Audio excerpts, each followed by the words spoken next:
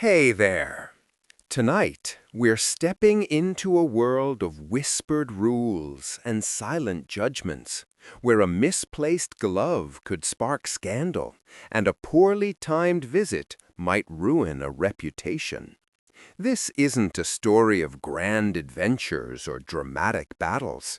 It's the slow, suffocating reality of living under Victorian social rules, where every moment of your day is choreographed, every word weighed, every gesture measured. If these tales of buttoned-up propriety help you drift into dreams, you can like and subscribe, but only if they truly calm your mind. And if you'd like to help our peaceful historical channel grow, your support means more than you imagine. Tell me in the comments where you're listening from, the time on your clock, and if you still have a little sleepy hype remaining, send it our way. It's oddly comforting to know who else is drifting off to the same slow march through history. So, settle in, let the gaslight flicker in your imagination, and let's begin with what it truly meant to live under the weight of Victorian etiquette. You wake in the year 1872. The date doesn't matter as much as the fact that you are alive during the reign of Queen Victoria, and that means every single thing you do today will be governed by rules. Not laws exactly, though some might as well be. These are the unwritten codes of conduct that separate the respectable from the scandalous, the proper from the improper, the invited from the ostracized. You cannot simply exist. You must perform. And the performance begins the moment you open your eyes. The Victorian era stretched from 1837 to 1900, 64 years of rigid social structure that touched every aspect of daily life. Queen Victoria herself set the tone, a monarch who valued duty, decorum, and domesticity above all else. She married Prince Albert, and together they presented an image of the ideal family, moral, restrained, proper. The nation followed suit, or at least they pretended to. Because while the surface gleamed with politeness and propriety, beneath it churned the constant anxiety of maintaining appearances, the fear of stepping wrong, the exhaustion of always being watched. These rules weren't optional suggestions. They were the scaffolding that held Victorian society together. Break them, and you might find yourself excluded from social gatherings, whispered about in drawing rooms, or worse, cut entirely from polite society. A single misstep could follow you for years, clinging to your name like smoke to fabric. And so you learned the rules. You memorized them. You lived them until they became as natural as breathing, even when they made you hold your breath. The obsession with etiquette wasn't just about manners. It was about control. In a rapidly changing world where industrialization was reshaping cities and creating new wealth, social rules became a way to maintain order, to distinguish the truly refined from those who merely had money. You could be rich, newly wealthy from factories or trade, but money alone wouldn't buy you acceptance into the upper echelons of society. You needed to know which fork to use, how to address a duke, when to bow, and when to simply nod. These tiny gestures carried enormous weight. And the rules were everywhere. They governed how you dressed, how you ate, how you walked down the street.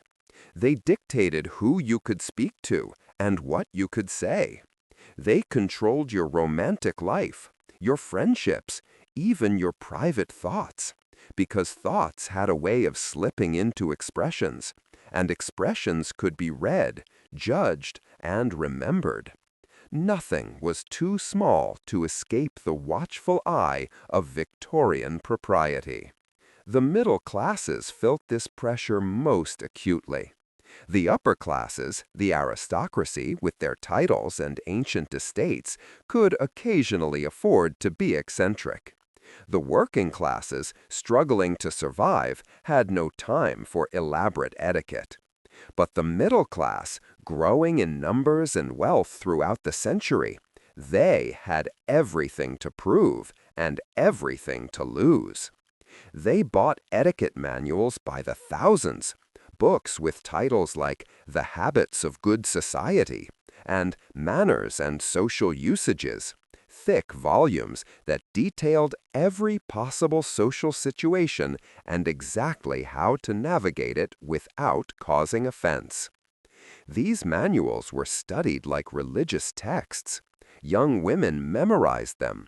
Young men carried them in their coat pockets. Because the rules were constantly evolving, becoming more elaborate, more specific. By the middle of the Victorian era, there were rules for how to hold a teacup, rules for how to pass someone on the stairs, rules for how to sit, stand, and even how to fold your hands. The complexity was dizzying, the pressure relentless. And yet, people followed these rules, not just because they feared social death, though they did, but because there was something seductive about it all. The ritual, the performance, the way etiquette created a shared language that everyone understood. In a world without telephones or text messages, these social codes served a function. They smoothed interactions. They prevented awkwardness. They provided structure in an increasingly chaotic world. A calling card left on a silver tray told you someone had visited. The corner you turned down on that card sent a specific message. Everyone knew the code. It was like speaking a secret language that only the initiated understood. But it was exhausting. Every day was a test, and failure meant consequences.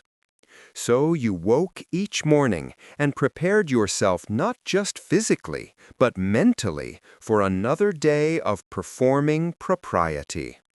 Another day of navigating the invisible minefield of Victorian social rules.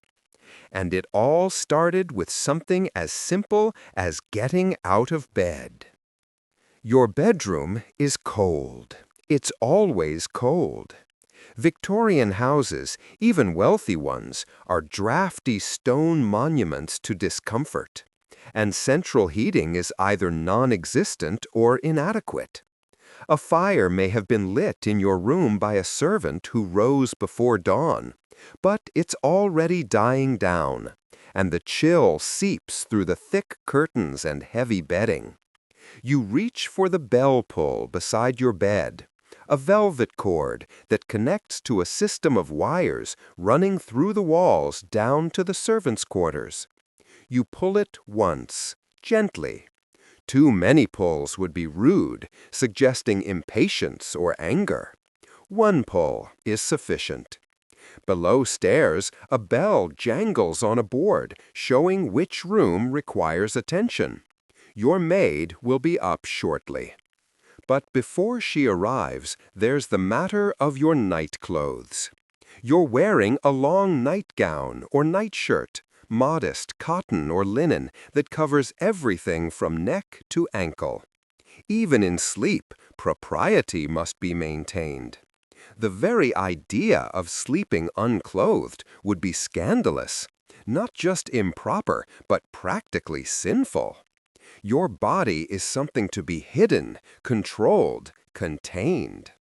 This attitude permeates everything in Victorian life. This deep discomfort with the physical form. The maid knocks softly and enters. She's young, perhaps 16, her hair tucked under a cap, her dress plain and practical. She doesn't look directly at you if you're a member of the family. Eye contact between servant and employer is minimal, another unspoken rule. She murmurs a good morning, her voice barely above a whisper, and begins preparing your washing water. There's a washstand in the corner with a large ceramic bowl and pitcher. She pours water from the pitcher, water that was heated downstairs and carried up, and places fresh towels nearby. She may also bring a can of hot water for a more thorough wash. Bathing is not a daily ritual for most Victorians. Full immersion baths are taken perhaps once a week, and they require significant effort, involving hauling water, heating it, filling a tin tub, and then emptying it all again. For daily cleansing, you make do with what's called a sponge bath, washing at the washstand with soap, water, and a cloth. The etiquette manuals are very clear about this. One manual from the 1870s insists that upon arising, you must take a complete bath, not just a simple washing of the eyes. Cleanliness is next to godliness, after all, though the reality often falls short of the ideal. Your maid helps you dress. This is not a simple process. Clothing in the Victorian era is elaborate, layered, and requires assistance. For women, the ritual is particularly complex. You start with undergarments, a chemise first, then drawers, then the corset. The corset is the foundation of Victorian fashion, a structured garment made of heavy fabric reinforced with whalebone or steel stays, designed to shape your torso into the desired silhouette. Your maid laces it from behind, pulling the laces tight, tighter, until your waist is compressed and your posture forced upright. You can barely breathe, but that's acceptable. Beauty and propriety require sacrifice. Over the corset goes a corset cover, then petticoats, layers of them depending on the fashion of the decade. In the 1850s and 60s, you might wear a crinoline, a cage-like structure that holds your skirts out in a wide bell shape. Later, the bustle becomes fashionable, padding at the back to create an exaggerated posterior. These undergarments are heavy, cumbersome, and hot, but they're necessary to achieve the proper silhouette. Finally comes the dress itself, with its tight bodice, long sleeves, and skirts that brush the floor. Buttons line the back, dozens of them, tiny and fiddly. Your maid fastens each one with practiced fingers. For men, the process is somewhat simpler, but still requires precision. A shirt with a stiff collar that needs a collar stud to attach it, trousers, a waistcoat, a cravat or necktie that must be tied just so, a jacket or coat, shoes that need polishing until they gleam. And throughout it all, the awareness that every piece of clothing sends a message. The quality of the fabric, the cut of the coat, the shine of the shoes, all of it is being read and judged by everyone you encounter. Once dressed, there's the matter of hair.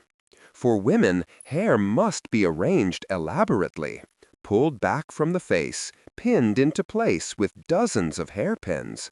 Loose hair is for children and the morally questionable. A respectable woman keeps her hair controlled, just as she keeps everything about herself controlled. Men's hair is cut short and neat, often pomaded into place. Facial hair is acceptable, even fashionable, but it must be well groomed. A scruffy beard would mark you as careless, or worse, poor. And then there's the question of cosmetics.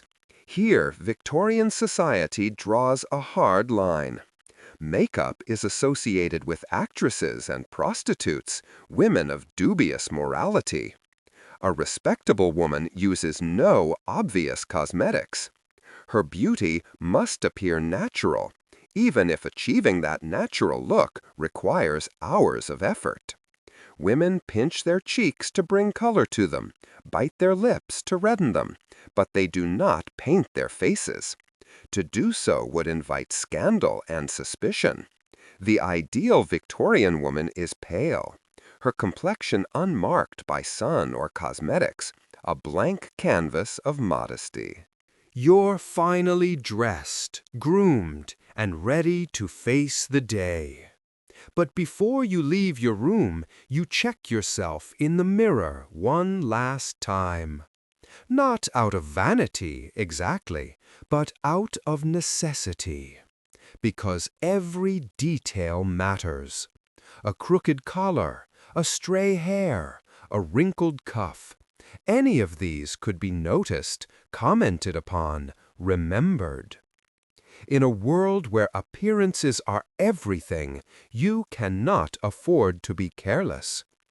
And so you smooth down your clothing, adjust your collar, and prepare yourself mentally for another day of performance.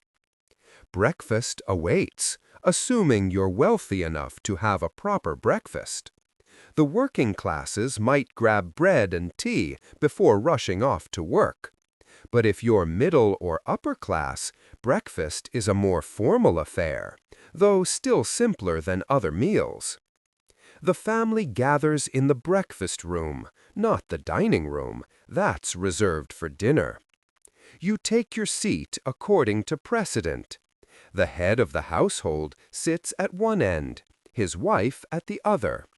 Children are arranged by age, and if there are guests, they're seated according to their rank.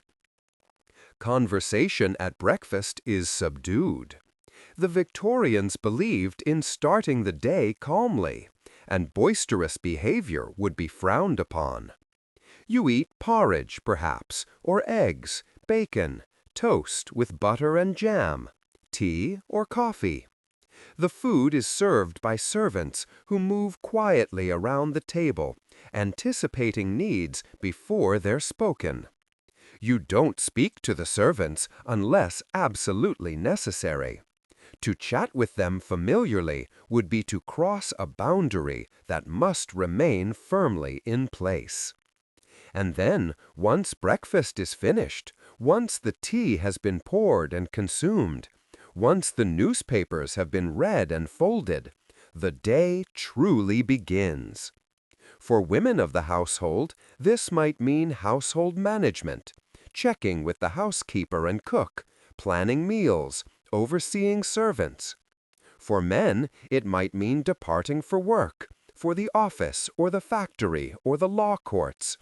For everyone, it means stepping out into a world governed by rules, where every interaction must be carefully calibrated, every word chosen with care. Another day in Victorian England. Another day of performing perfection while pretending it's effortless. The very foundation of Victorian life rested on a class system so rigid, so carefully delineated, that everyone knew exactly where they stood. Or, more accurately, where they were supposed to stand. The classes were not just economic categories. They were entire worlds, separate and distinct, with their own rules, their own expectations, their own codes of behavior. And crossing between these worlds, moving up or down the social ladder, was a treacherous business fraught with opportunity and disaster in equal measure. At the top of this elaborate hierarchy sat the aristocracy, the upper class, the landed gentry, with their ancient titles and sprawling estates. These were the dukes and duchesses, the earls and countesses, the lords and ladies, whose families had held power for generations. Their wealth came not from work, but from inheritance, from vast tracts of land that had been in the family for centuries, generating income through rents and agricultural production. They didn't need to work. In fact, working would have been beneath them. Their occupation was being aristocratic, attending Parliament, managing their estates, and setting the social standards that everyone else tried to follow. The upper class had privileges that seem absurd from a modern perspective. They could be eccentric, even outrageous, and society would simply shrug it off as aristocratic behavior. They could break minor social rules without consequence because their position was secure, inherited, unassailable.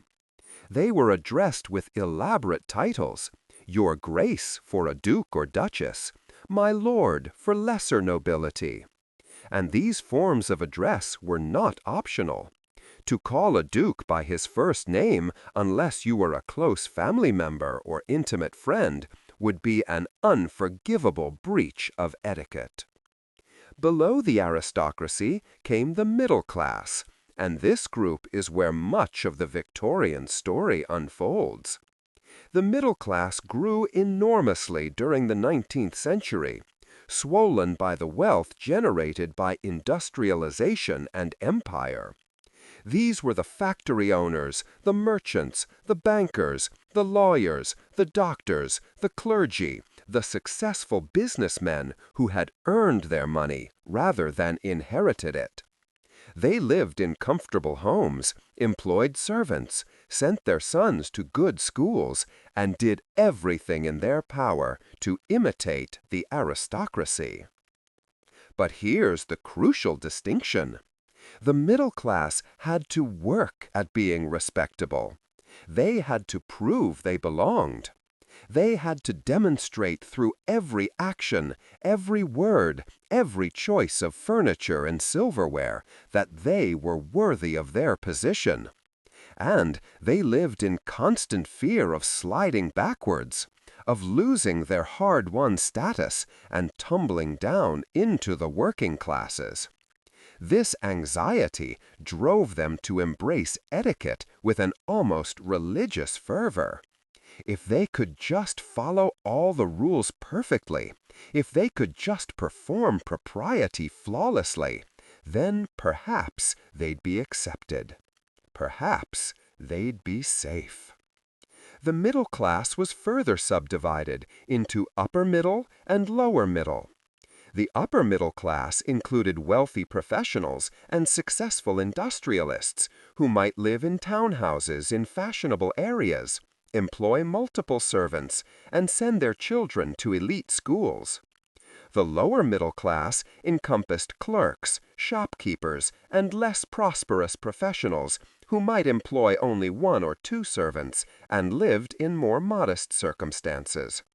Both groups were obsessed with maintaining their position, with not slipping down the ladder, and this meant rigorous adherence to social rules.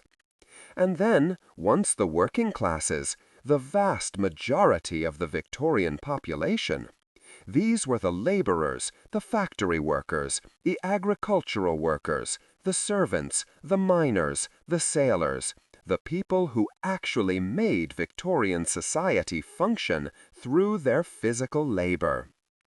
They lived in cramped, often squalid conditions, worked long hours for low pay, and had little time or energy for elaborate etiquette.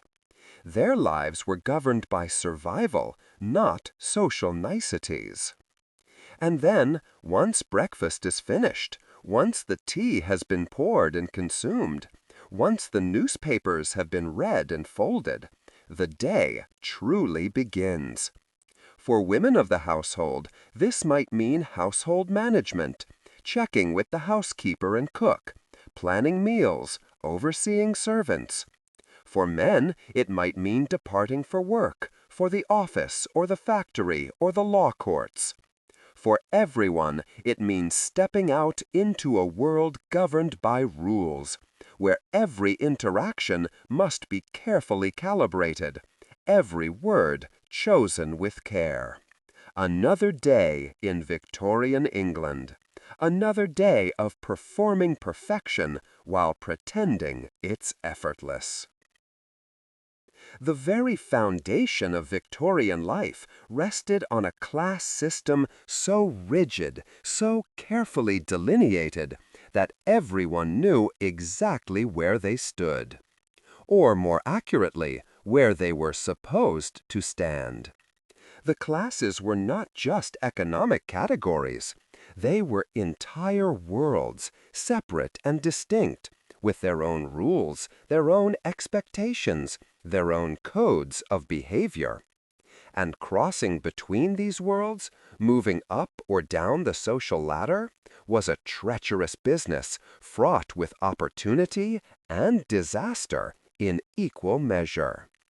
At the top of this elaborate hierarchy sat the aristocracy, the upper class, the landed gentry, with their ancient titles and sprawling estates.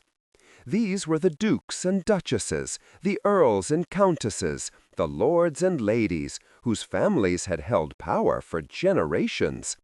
Their wealth came not from work, but from inheritance, from vast tracts of land that had been in the family for centuries, generating income through rents and agricultural production. But even the working classes had their own internal hierarchies. A skilled craftsman ranked higher than an unskilled laborer. A housemaid in a respectable home had more status than a girl working in a factory. A butler in a great house was practically middle class in his own estimation, managing other servants and taking pride in his position. These distinctions mattered intensely to the people involved, even if the upper classes barely noticed them. The class system determined who you could speak to, who you could befriend, who you could marry. It was considered deeply inappropriate to form intimate friendships across class lines. A lady of the house might be kind to her servants, but she would never be friends with them in any meaningful sense. That would be to violate the natural order, to suggest that the boundaries between classes were permeable when they were supposed to be fixed. And those boundaries were enforced through a complex system of titles, forms of address, and behavioral expectations. If you were meeting someone for the first time, your first task was to quickly assess their social position, so you'd know how to address them and behave toward them. Their clothing would give you clues, the quality of the fabric, the cut of the coat. Their accent would tell you about their background. Their posture, their manner of speaking, all of it was information to be rapidly processed and used to determine your approach. When addressing someone of higher rank, you used their title. When addressing an equal, you used Mr. or Mrs. followed by their surname, unless you knew them quite well, in which case you might graduate to first names, but only in private. Using someone's first name in public suggested an intimacy that might be scandalous. And you certainly never, ever used first names with someone of higher rank unless specifically invited to do so. And even then, you'd likely decline out of respect for propriety. The working classes addressed their betters as sir or ma'am, and were expected to show deference through body language, stepping aside when the upper classes passed, removing their hats, lowering their eyes. In return, the upper classes were expected to be gracious but firm, kind but distant, maintaining the boundaries while demonstrating benevolent authority. It was a performance on both sides, a carefully choreographed dance of power and submission. Social climbing was possible, but difficult. Money helped. If you made a fortune in business, you could buy a fine house, employ servants, dress well, and send your children to good schools. But money alone wouldn't get you accepted into the upper echelons of society. You needed to demonstrate that you understood and followed the rules. You needed to prove you belonged, not through wealth, but through behavior. And even then, the truly ancient families might never fully accept you, might always see you as nubo-rich, new money, pretending to a status you hadn't inherited. Women faced particular challenges in this class system. A woman's class was determined by her father and then her husband. She had little opportunity to change it through her own efforts, since respectable women didn't work outside the home, at least not in the middle and upper classes. Her job was to marry well, to make a good match that would either maintain or improve her family's position. And this meant that young women were constantly being evaluated, judged, assessed for their suitability as wives, their looks, their accomplishments, their connections, their dowries. The class system also determined what was considered appropriate work. A gentleman could be a doctor, a lawyer, a clergyman, a military officer. These were respectable professions. But trade, actual hands-on involvement in buying and selling goods, was considered lower class, even if it was profitable. A gentleman didn't work in a shop, didn't handle money directly, didn't soil his hands with commerce. That was for the middle and lower classes. And throughout all of this, running through every interaction and relationship like an underground river, was the awareness of class. It colored everything. It determined who sat where at dinner parties. It shaped conversations, limiting what could be discussed with whom. It governed friendships and romances. It created invisible walls that everyone could see and feel, but that were never directly acknowledged. Because one of the key rules of Victorian etiquette was that you never openly discussed class. You never said, "I am upper middle class," or "you are working class." That would be crass, vulgar, inappropriate. Instead, you demonstrated your class through your behavior, your speech, your clothing, your entire way of being. And everyone understood. Everyone knew. The unspoken was loudest of all. So you navigated your day with this constant awareness of hierarchy, adjusting your behavior moment by moment, depending on whom you encountered, speaking to your equals with friendly formality, to your betters with respectful deference, to those below you with benevolent distance. It was exhausting, it was confining, but it was also, in its way, comforting, because at least you knew the rules, at least you understood the game, and as long as you played it correctly, you'd be safe. In the grand Victorian house, with its multiple stories and elaborate architecture, there exists a hidden world that makes everything else possible. This is the world below stairs, the realm of the servants, a parallel society with its own strict hierarchy, its own rules, its own dramas and tensions. If you are a servant in a wealthy household, your life is governed by expectations as rigid as those of your employers, perhaps more so, because you must follow not only the social rules of Victorian society, but also the specific regulations of your particular household.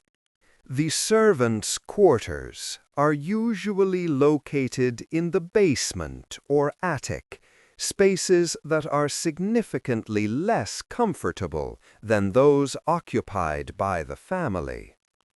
You sleep in a small room, often shared with another servant, furnished with a narrow bed, a simple washstand, and perhaps a wooden chair.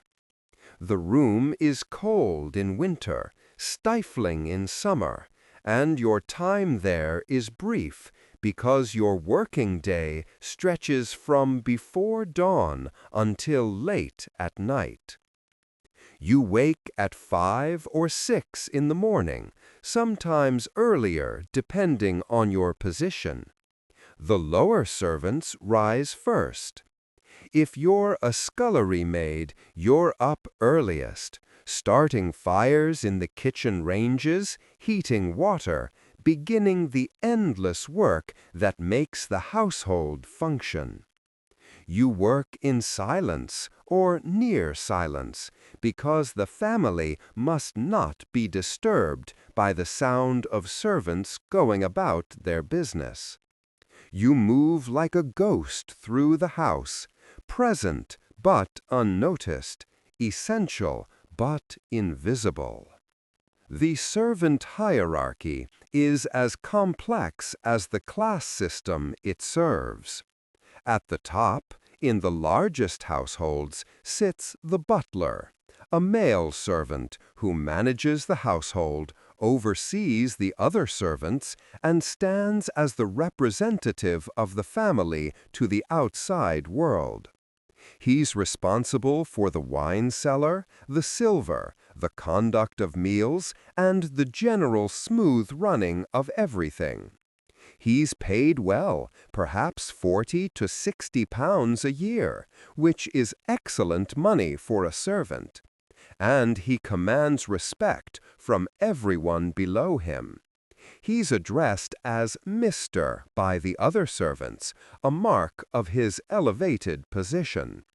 Below the butler comes the housekeeper, the most senior female servant, who manages all the female staff and is responsible for the housekeeping, the linen, the keys to the various storerooms and cupboards.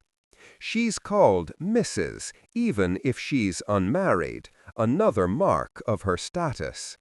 She keeps the household accounts, orders supplies, and reports to the lady of the house on domestic matters. She, too, commands respect and fear in equal measure.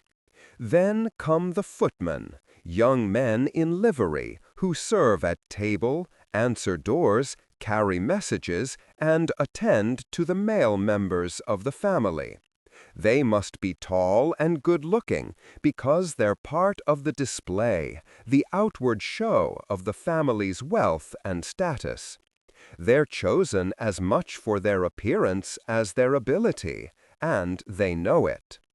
The lady's maid is a position of some prestige, serving directly the lady of the house, helping her dress, styling her hair, mending her clothes, and generally acting as her personal attendant. She must be skilled with a needle, have good taste, and ideally speak French, because everything French is considered more refined. She's privy to her mistress's secrets and must be absolutely discreet. The cook reigns over the kitchen, a hot, chaotic realm where meals are prepared with only the most primitive equipment by modern standards. She must know hundreds of recipes, manage kitchen maids and scullery maids, and produce elaborate meals that demonstrate the family's wealth and sophistication. A skilled cook is valued highly and knows it, often ruling her domain with an iron fist. Below these upper servants come the lower ones, the housemaids who clean the rooms, lighting fires, making beds, emptying chamber pots, dusting, sweeping, polishing. The kitchen maids who help the cook, doing the hot, dirty work of food preparation. The scullery maid at the very bottom of the hierarchy, who scrubs pots, washes dishes, cleans the kitchen, and performs the dirtiest, most exhausting work in the house. She's often barely more than a child, 12 or 13 years old, working for room and board and a few pounds a year. Male servants outside include the coachman who drives the carriage, the groom who tends the horses, the stable boy who does the dirty work in the stables, and the gardeners who maintain the grounds. In the very largest establishments, there might be 30 or 40 servants, a complete community unto themselves. And all these servants are governed by rules as strict as those that govern their employers. You must wear your uniform, which marks your position. Housemaids wear simple dresses with aprons and caps. Footmen wear livery, fancy uniforms in the family's colors. The lady's maid and valet dress more formally, marking their higher status. You must never be seen by the family unless absolutely necessary. You disappear around corners, slip into closets, turn your face to the wall when they pass. You're not supposed to exist as a real person in their presence, only as a function, a provider of services. When you must interact with family members, you do so with eyes downcast, voice low, using as few words as possible. You address them as sir or ma'am, or by their proper title. You never, ever use their first name. You never express an opinion unless asked, and even then, you're careful. You don't speak to other servants about family business. Discretion is paramount. What you see, what you hear, it all stays within the household. To gossip about your employers would be to betray their trust, and betrayal means instant dismissal without references, which means you'll never work in a good house again. Your free time is limited. In the early Victorian period, servants might have no scheduled time off at all, working every day of the year. Later, reforms brought half-days or afternoons off, perhaps once a week or once every 2 weeks. But even then, you must get permission to leave the house, and you must return at the specified time or face consequences. You're not allowed followers, which means you cannot have romantic relationships that your employers haven't approved. If you're a female servant and you become pregnant, you'll be dismissed immediately, no matter the circumstances. Your reputation must be spotless, because it reflects on the household. Meals for servants are taken in the servants' hall, a communal space where you eat plain, simple food. The upper servants might dine separately, maintaining the hierarchy even below stairs. You eat quickly because there's always more work waiting, and you're grateful for the food even if it's monotonous. Many working-class people outside service don't eat as regularly or as well. The work itself is back-breaking. If you're a housemaid, your day begins with cleaning out fireplaces, relaying fires, heating water, emptying chamber pots, making beds, dusting every surface, sweeping and scrubbing floors, polishing brass, beating rugs, cleaning windows. Your hands are raw, your back aches, your feet hurt. You're on them all day, climbing stairs, carrying heavy buckets, moving furniture. If you're a kitchen maid or scullery maid, you're working in intense heat, preparing vegetables, plucking chickens, scrubbing pots with sand and ash, washing endless dishes, cleaning the kitchen until it gleams, only to start again the next day. Your hands are burned, scalded, chapped from constant immersion in hot water and harsh soap. But there are compensations. You have a roof over your head, food in your belly, and regular employment, which is more than many working-class people can say. You might have the opportunity to learn skills, to work your way up the servant hierarchy.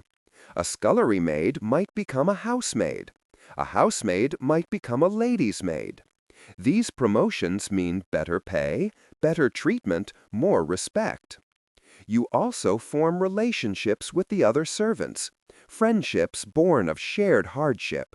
You laugh together in the servants' hall, share gossip and jokes, help each other with difficult tasks. There's a camaraderie below stairs that provides some relief from the constant work and the strict rules. You know who's kind, who's cruel, who can be trusted, who's looking to climb over you to get ahead. And you watch the family, your employers, living their leisured lives above. You see them at their best and worst, in public finery and private disarray. You know their secrets, their weaknesses, their petty cruelties, and occasional kindnesses.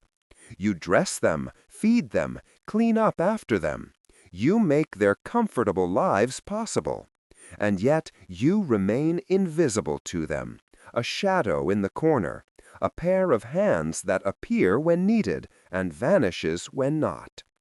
It's a strange existence, living in a house that's not yours, serving people who barely acknowledge your presence, following rules that control every aspect of your life.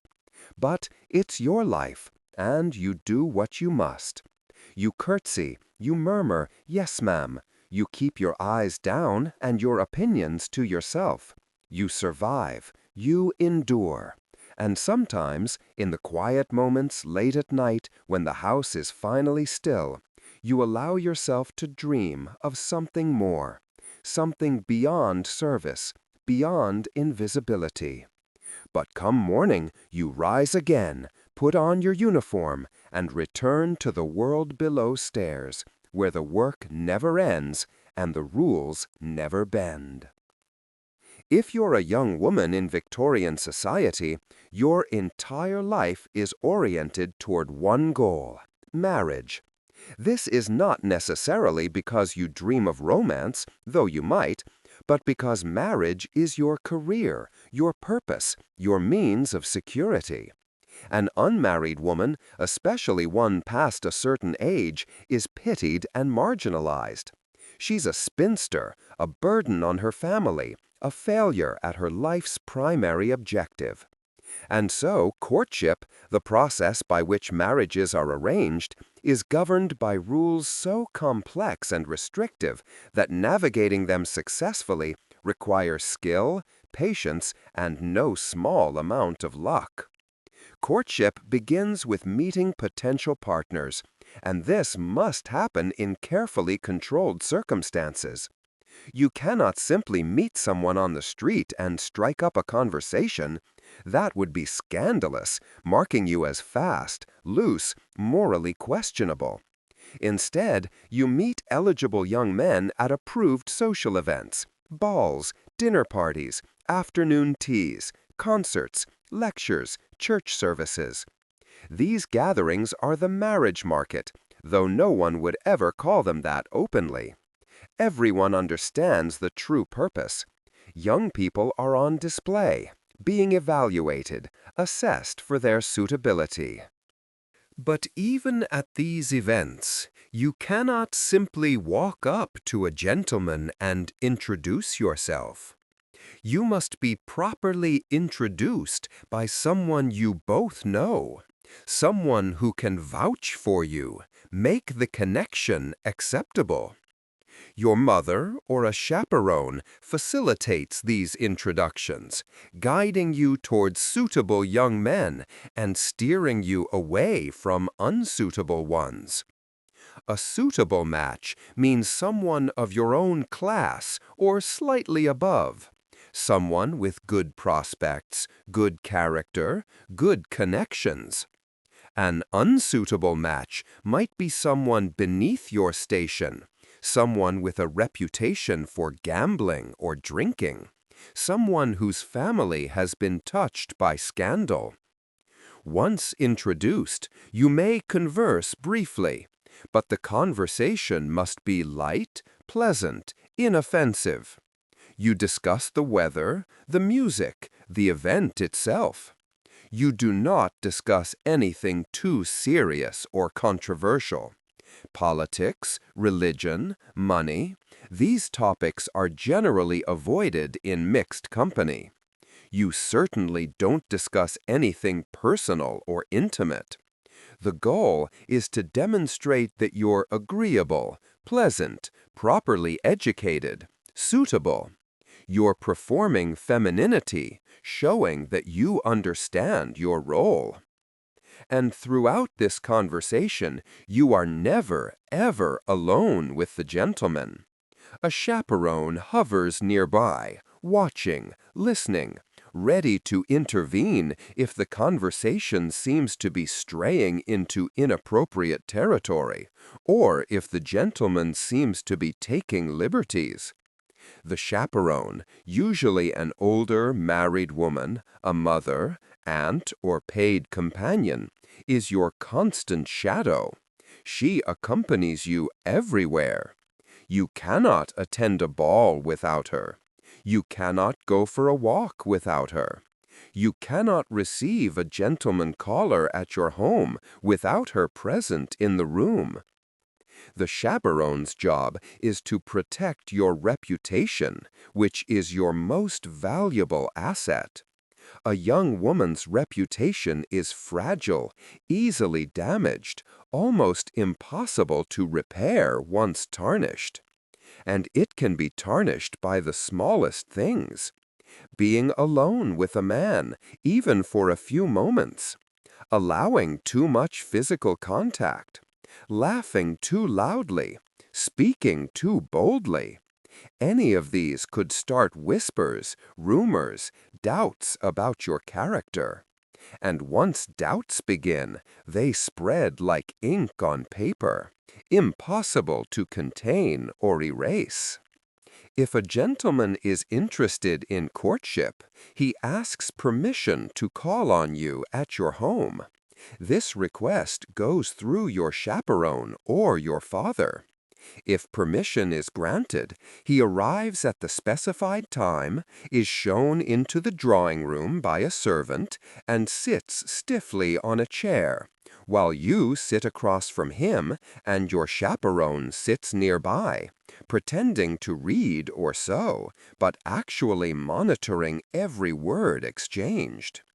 These calls are brief, perhaps 15 to 30 minutes, and the conversation remains formal, polite, superficial.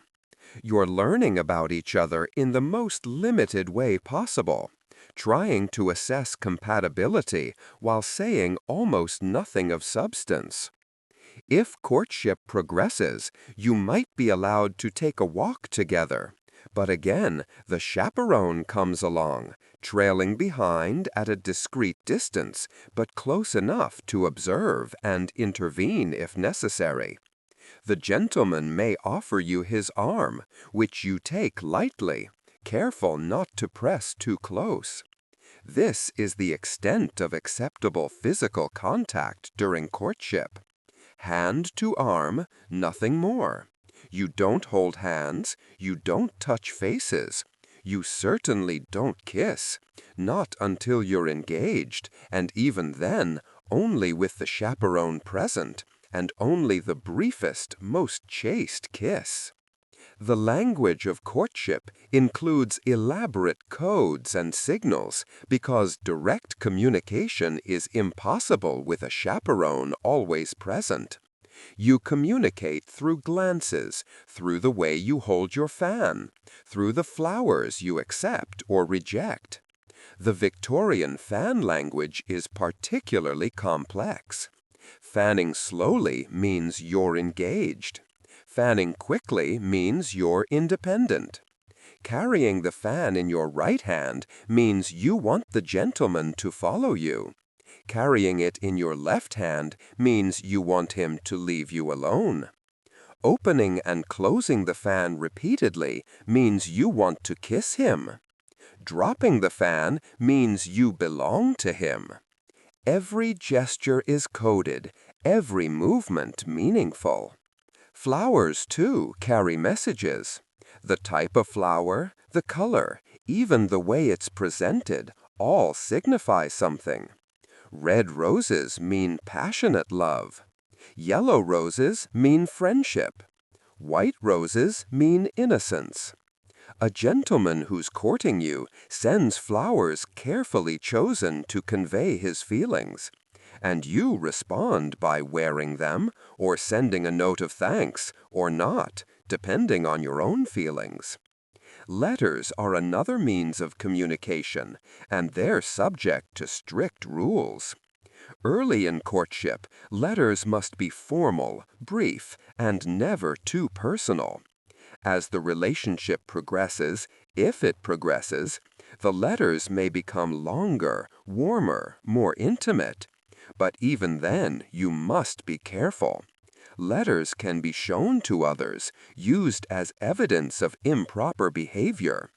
You pour out your heart, but only to a point, always holding something back, always aware that your words might be read by critical eyes. If the courtship goes well, eventually comes the moment of proposal. The gentleman asks to speak to your father first, requesting permission to marry you. If the father agrees, having satisfied himself about the gentleman's financial situation and prospects, then the gentleman may propose to you.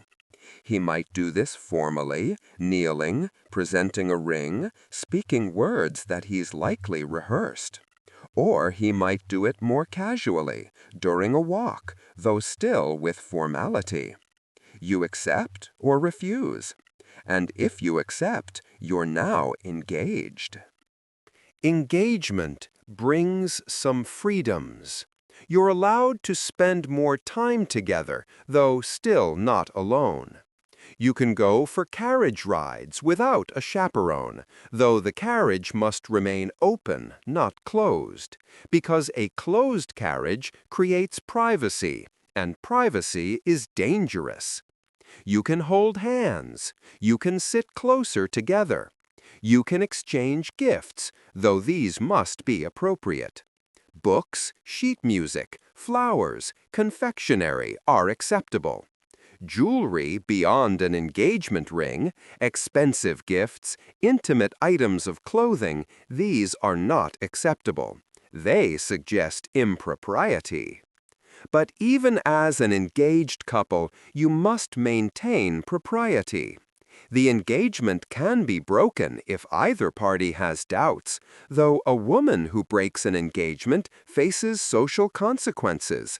Questions about why she changed her mind, suspicions that perhaps he discovered something about her that made her unsuitable.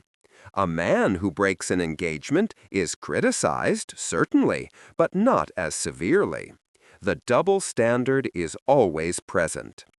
And throughout the courtship and engagement, the question of class looms large. You marry within your class, or slightly up if you're fortunate. Marrying down is a disaster that brings shame on your family. Your parents may have opinions about your choice, and those opinions carry weight.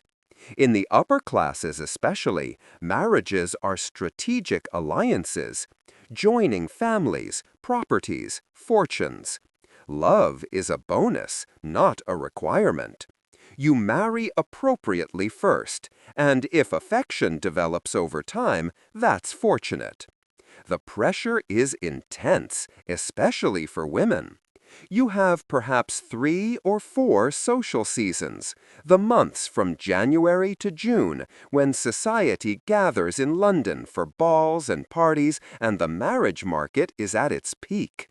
If you don't find a husband in 3 seasons, you're in danger of remaining unmarried forever.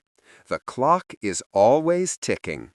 You're being evaluated constantly, compared to other young women, judged on your looks, your accomplishments, your dowry, your family connections, and you know that your entire future depends on making the right match, on finding a man who will marry you and give you security, status, a home of your own. So you smile, you dance, you make pleasant conversation. You follow every rule, observe every propriety, play the game perfectly, because the stakes are simply too high to do otherwise. This is your one chance at a successful life, and failure is not an option you can afford to contemplate. The ritual of visiting, of paying calls on friends and acquaintances, is central to Victorian social life, especially for women. It's how relationships are maintained, how social networks are built and preserved, how invitations are extended and obligations are met. But visiting is not a casual affair. It's governed by elaborate rules about when to visit, how long to stay, what to say, and most importantly, the intricate system of calling cards that communicates volumes without words. The visiting card, a small rectangle of stiff paper engraved with your name, is your passport to Victorian society. Everyone who matters has cards, and you carry them with you whenever you leave the house because you never know when you might need to leave one. The cards are kept in a special card case, usually made of silver or leather, and they're as much a part of your outfit as your gloves or hat. There are specific times for visiting. Morning calls, despite the name, take place in the afternoon, between 3 and 5 o'clock for most people, though the exact hours vary slightly by location and social circle. You do not call in the actual morning because people are occupied with household duties, dressing, personal business. You do not call during meal times. You do not call in the evening unless specifically invited. The afternoon is the designated time for social calls, and everyone understands this. When you decide to call on someone, you arrive at their house, are shown into the drawing room by a servant, and present your card. If the lady of the house is at home, meaning she's receiving visitors, she'll come down to greet you. If she's not at home, which might mean she's literally not there, or might mean she's choosing not to receive visitors, your card is left on a tray in the hall and you depart. The card tells her that you called, that you made the effort, that you fulfilled your social obligation. The cards themselves can convey messages depending on how they're presented. If you fold down the upper right corner, it means you came in person rather than sending a servant.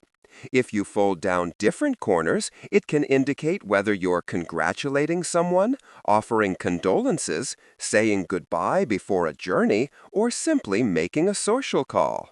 Everyone who's anyone knows these codes. If you're received, the visit must be brief. 15 to 20 minutes is appropriate. 30 minutes is the maximum. To stay longer would be to overstay your welcome, to impose, to suggest you have too much free time or insufficient social engagements elsewhere. You sit, you engage in light conversation, you accept tea if it's offered, and you keep one eye on the clock because timing matters. Leave too early, and it seems you didn't really want to visit. Stay too long, and you're rude. The balance must be perfect. The conversation during these visits follows strict guidelines. You discuss pleasant, neutral topics. The weather, always the weather. Recent social events. Mutual friends, though not in a gossipy way, at least not overtly. The health of family members. Books you've read, music you've heard, plays you've seen.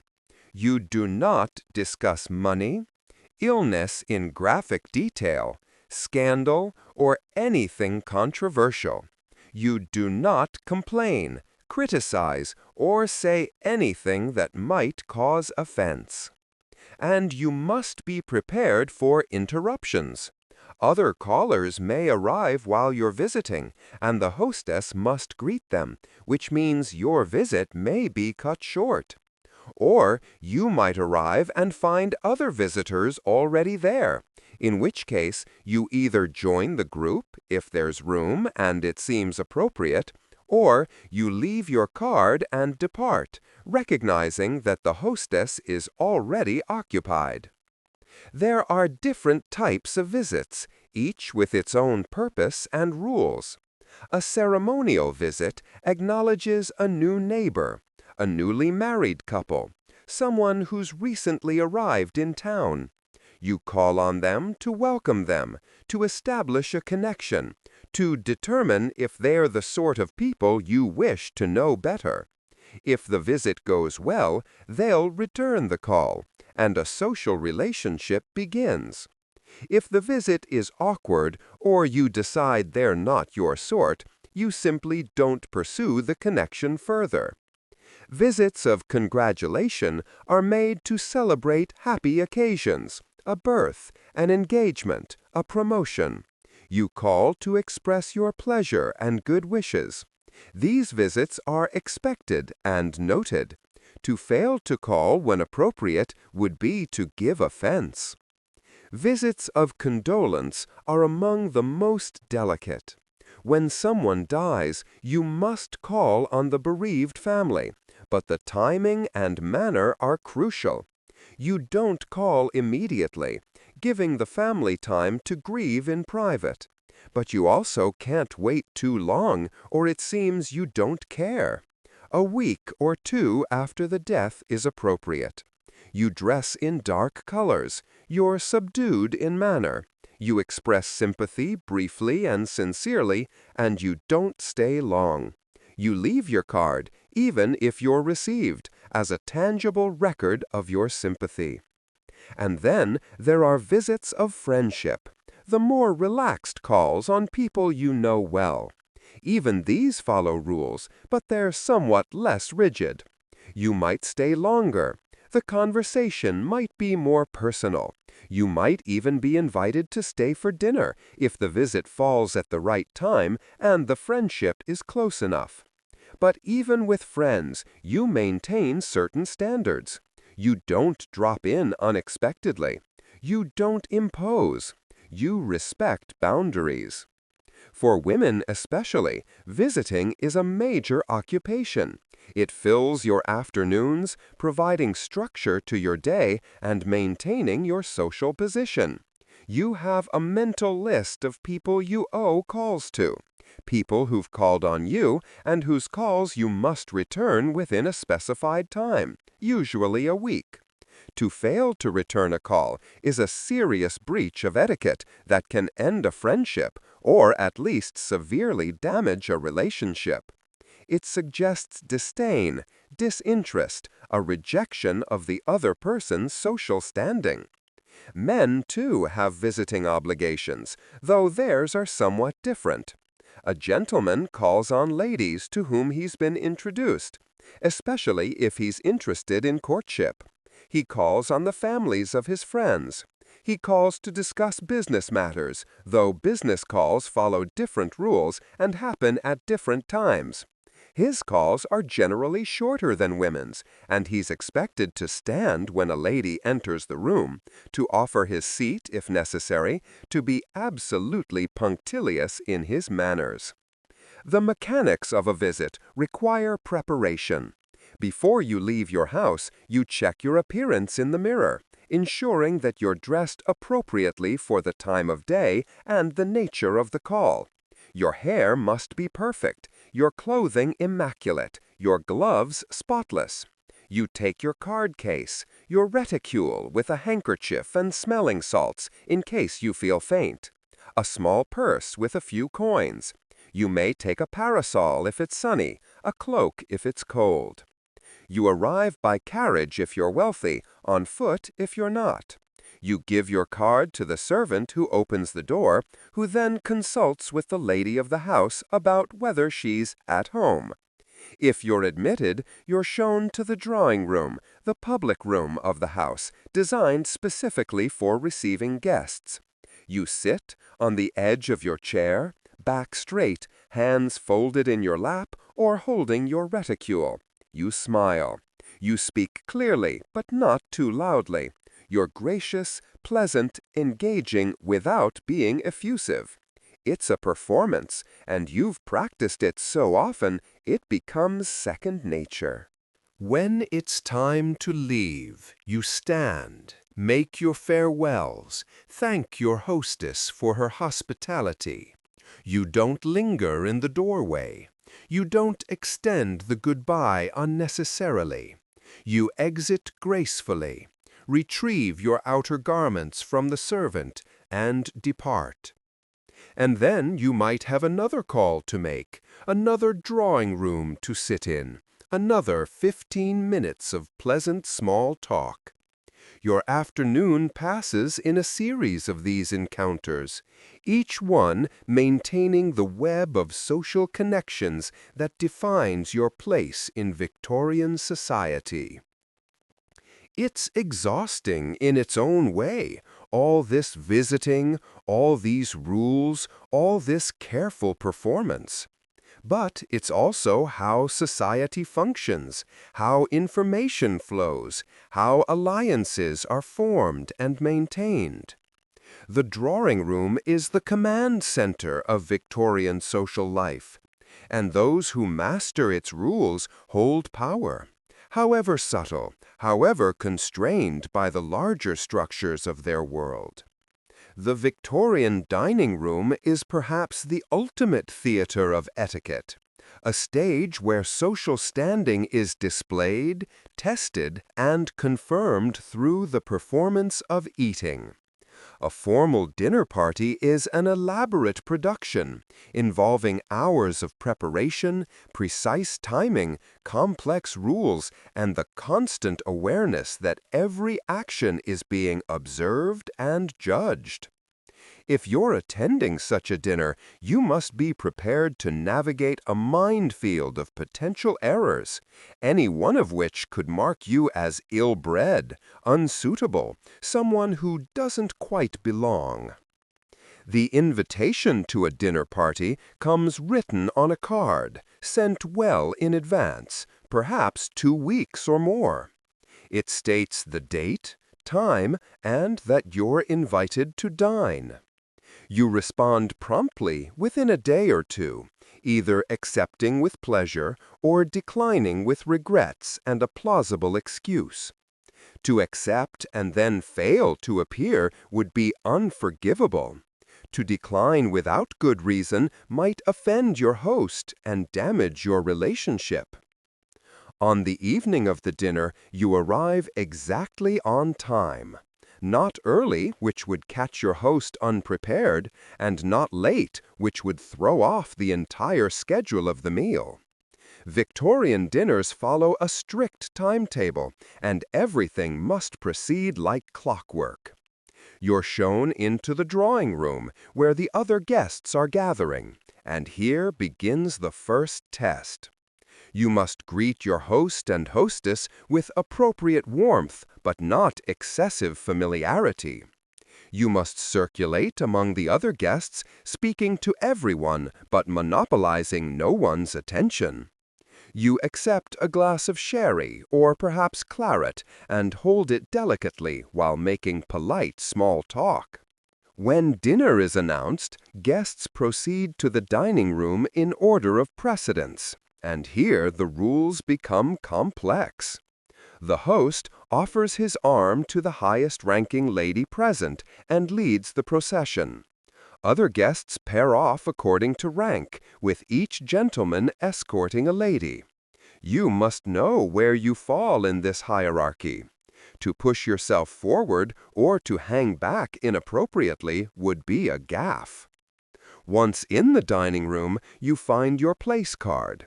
A small card with your name written in elegant script, placed at your seat.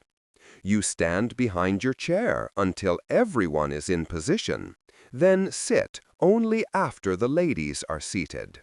The table itself is a display of wealth and taste. White linen cloth, gleaming silver, sparkling crystal, fine china, all arranged with precision. Flowers in the center, but not so tall that they block conversation across the table. Candles in candlesticks, casting flattering light. And at each place setting, an array of cutlery that can be bewildering if you're not accustomed to it. Forks on the left, Knives and spoons on the right, arranged in order of use from the outside in. Each course has its own implements, and using the wrong one would immediately mark you as ignorant of proper dining etiquette. The meal proceeds through multiple courses, perhaps 8 or more at an elaborate dinner.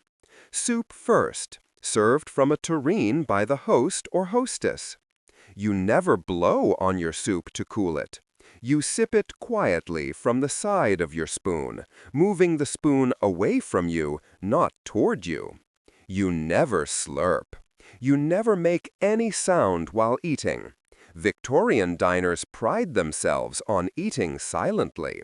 Fish comes next, requiring a fish fork and fish knife, special implements designed specifically for this purpose. Then perhaps a meat course, roast beef or mutton with vegetables. You cut your meat into small pieces, one at a time, never cutting everything up at once as if you were feeding a child. You bring the food to your mouth, not your mouth to the food. You chew with your mouth closed, always. Between courses, servants clear the plates and bring new ones, moving clockwise around the table, serving ladies first, then gentlemen. You don't speak to the servants, don't acknowledge them beyond perhaps a slight nod of thanks. They're supposed to be invisible, and treating them as people would be to commit a breach of the unspoken rules governing the relationship between classes. The conversation at dinner is as important as the food. You're expected to talk to the people seated on either side of you, dividing your attention equally between them throughout the meal. When the hostess turns to speak to the person on her right, everyone at the table follows suit, turning to speak to the person on their right. Later, she'll turn left, and everyone turns left. This ensures that no one is left out of conversation, that everyone has an opportunity to speak and be spoken to. But what you talk about is carefully constrained. Pleasant topics only. You might discuss art, literature, travel, the theater. You avoid anything controversial, anything too serious, anything that might upset the digestion or disturb the pleasant atmosphere. You certainly don't discuss illness, death, or any bodily functions. You don't gossip, or at least you don't gossip obviously. You don't monopolize the conversation, but you also don't remain silent. You strike a balance, contributing your fair share while allowing others to speak, demonstrating your wit and education without appearing to show off. And you must eat at the same pace as everyone else. If you eat too quickly, you'll finish before others, leaving them feeling rushed.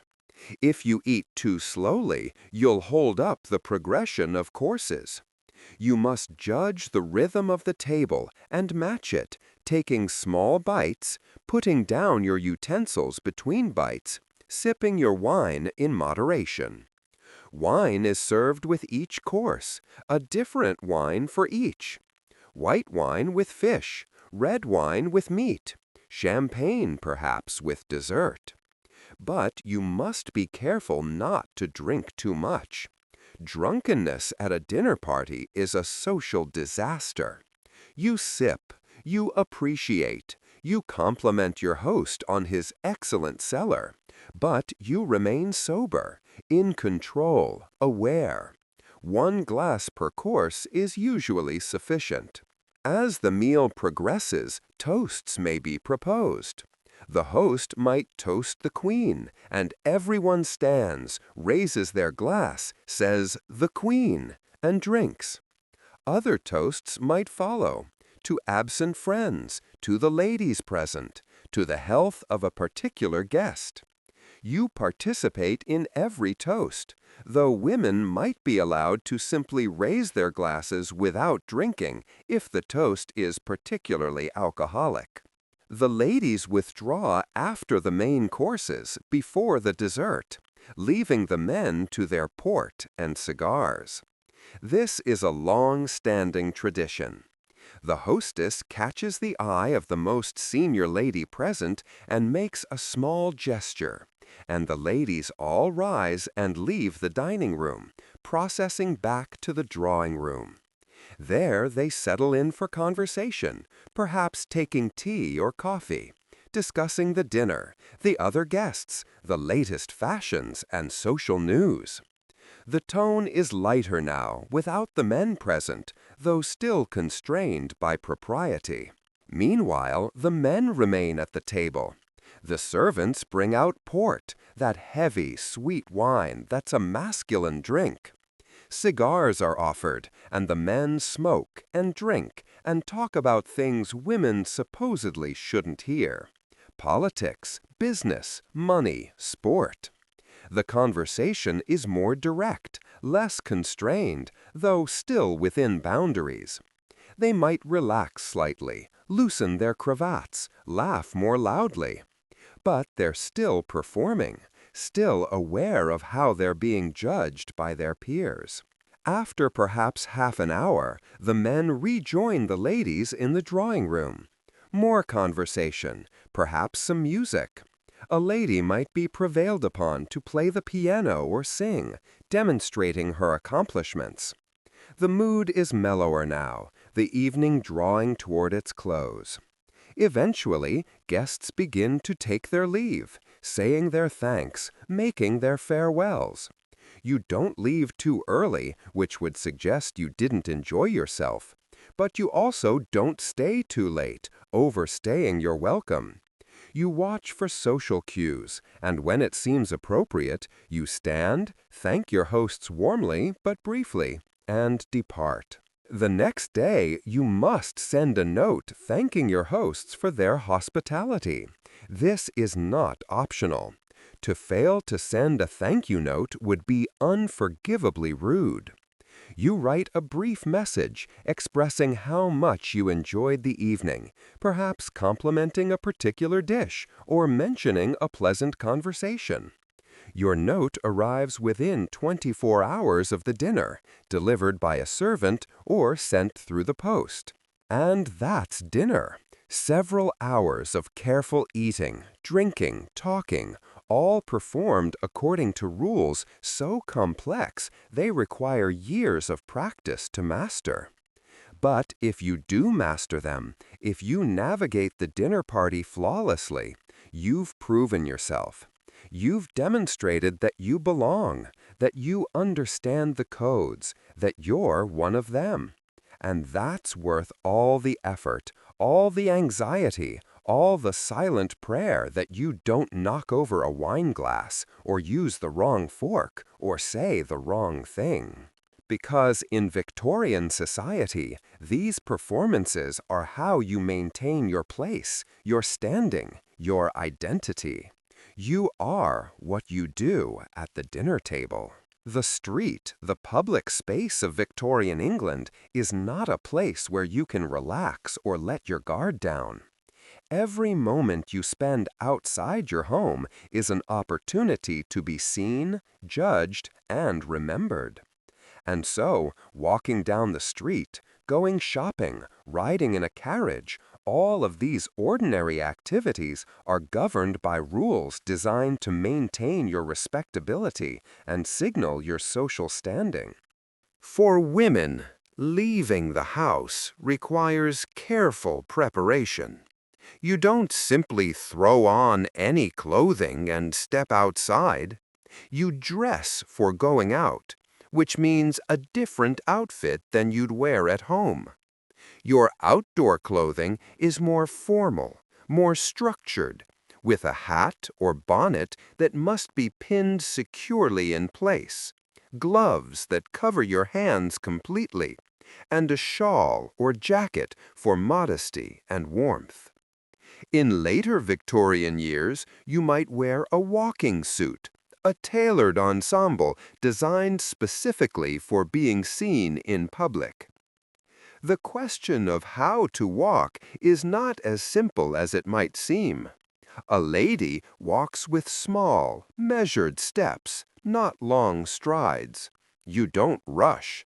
You don't run, except in the most dire emergency. Running would suggest panic, lack of control, someone fleeing something, and none of that is respectable. You glide, or you seem to glide, your skirt sweeping the ground, hiding your feet, so that you appear to float along the pavement. When crossing the street, you must lift your skirts slightly to avoid dragging them through the mud and filth that inevitably collects in the roads. But how you lift them is specified by etiquette. You raise your dress with your right hand, lifting it just a few inches, just above your ankle. To raise it higher would be to show too much leg, which would be immodest. To raise it with both hands would be vulgar, acceptable only when the mud is truly deep and unavoidable. Your eyes remain forward or downcast. You don't stare at people. You don't make eye contact with strangers, especially men. To do so would be to invite unwanted attention, to suggest you're looking for something, someone. And respectable women don't look for men on the street. If someone you know passes, you may nod slightly in acknowledgement, but you don't stop for a long conversation in the middle of the pavement. Street conversations should be brief, just a few words of greeting before both parties continue on their way. If you encounter someone of higher social rank, you acknowledge them first, but you don't presume to stop them or engage them in conversation unless they indicate they wish to speak. If you encounter someone of lower rank, you may acknowledge them or not, at your discretion. The working classes step aside to let their betters pass, removing their caps, lowering their eyes. These small gestures of deference are expected and noted. Shopping presents its own challenges. You don't enter just any shop. There are shops for your class and shops that are beneath you. A lady doesn't shop in the same places as servants or working-class women.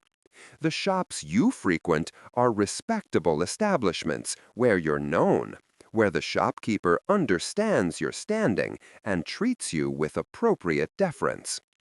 Inside the shop, you may be seated and shown goods.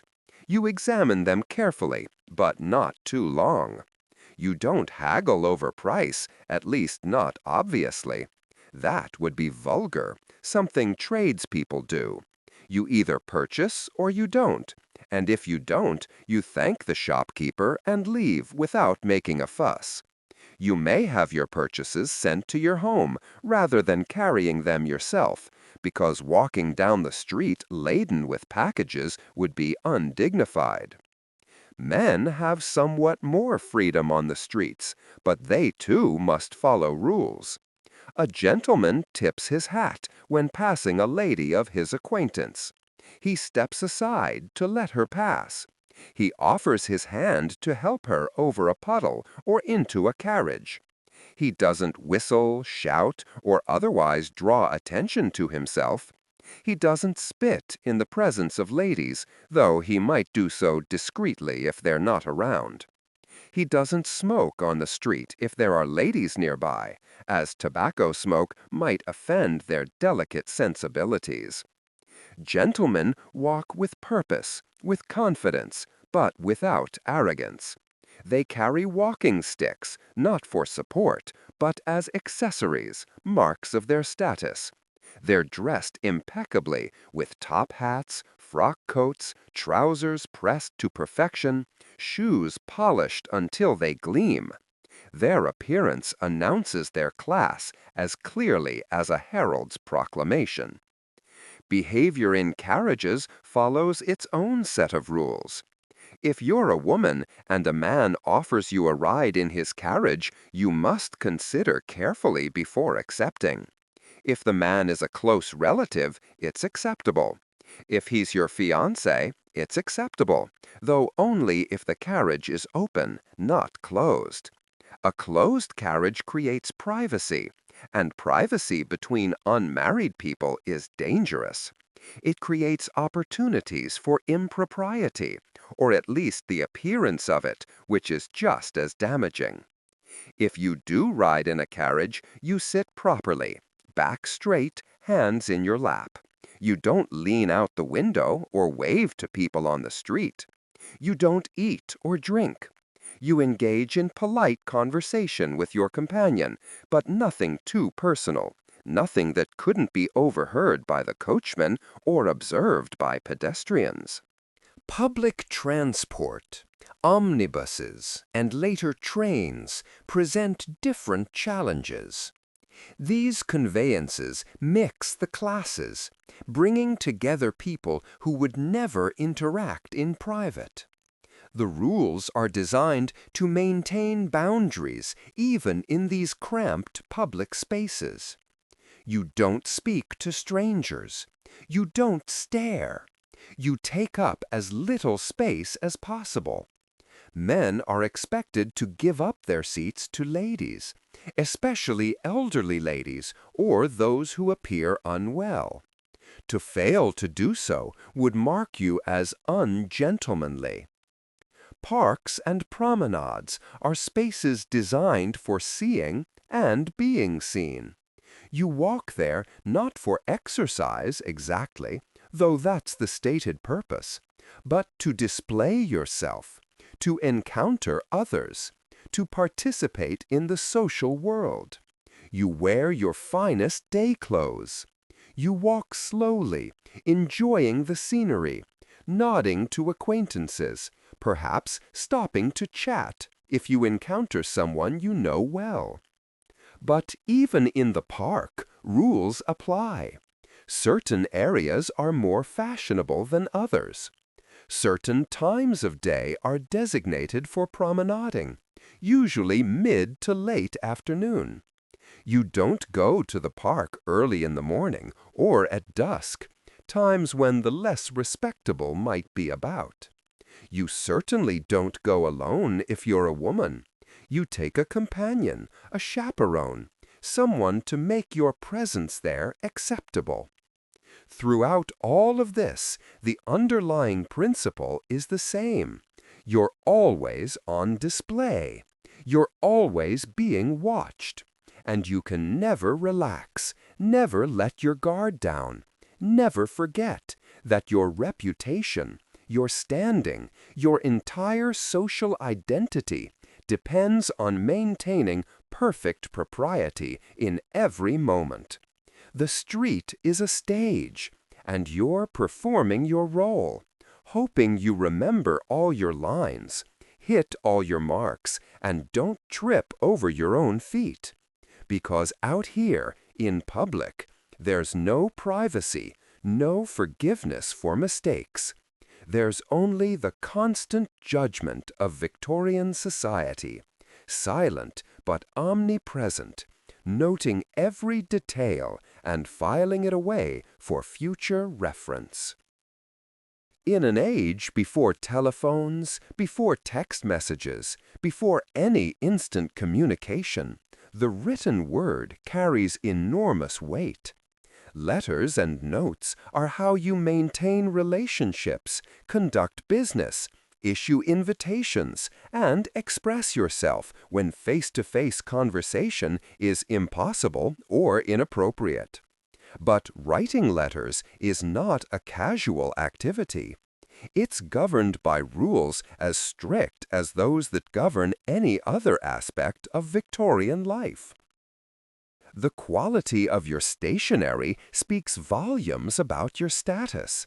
A person of quality uses high-grade paper, cream or white, thick and substantial. Your name might be engraved at the top, or perhaps your address in elegant script. You use proper ink, not cheap, watery stuff that blots and smudges.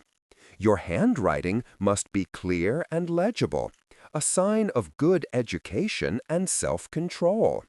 Messy, careless writing suggests a messy, careless mind. Before you even begin writing, you must consider whether a letter is appropriate. Correspondence between unmarried men and women is fraught with danger. A young woman generally does not write to a young man unless they're engaged. And even then, she must be careful. Her letters might be shown to others. They might be misinterpreted. They might become evidence of impropriety. So she writes carefully, if at all, and keeps her words measured, restrained. Men have somewhat more freedom, but they too must be cautious. A letter to a lady must be respectful, formal, appropriate. Early in a courtship, letters should be brief and impersonal.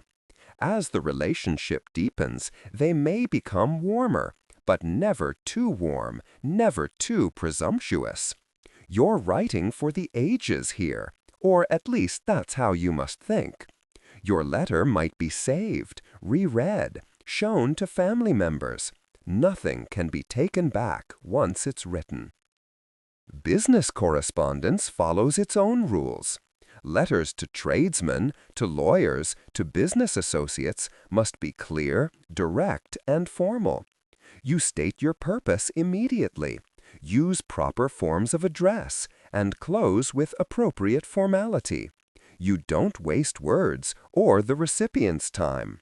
You certainly don't include personal details or anything that might blur the line between business and friendship. Social correspondence is perhaps the most common and the most rule-bound. You write thank you notes for dinners, for gifts, for kind gestures. You write congratulations for marriages, births, promotions. You write condolences for deaths and illnesses. Each type of note follows a template, with specific phrases that are expected and their absence noted. A thank you note must be brief, gracious, and specific. You mention what you're thanking the person for, express your appreciation, and close warmly but not effusively. It's written on a small card or a single sheet of paper folded in half. It's delivered promptly, within a day or two of the event or gift. To delay would be rude, suggesting you didn't really appreciate what was done for you. Condolence letters are among the most difficult to write. You must express sympathy without being maudlin, acknowledge the loss without dwelling on it, offer support without being intrusive. The tone must be somber, but not despairing.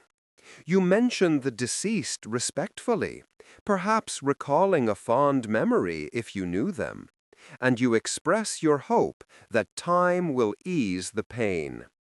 These letters are written on plain stationery, not your usual letterhead, and they're delivered in person when possible, or sent with a black bordered envelope to signal the serious nature of the contents. Letters of congratulation are easier, allowing for more warmth and enthusiasm. You express your pleasure at the happy news, whether it's an engagement, a birth, an achievement. You may include a small gift, or at least an offer of one. You're generous with your praise, though still measured. Too much enthusiasm might seem insincere.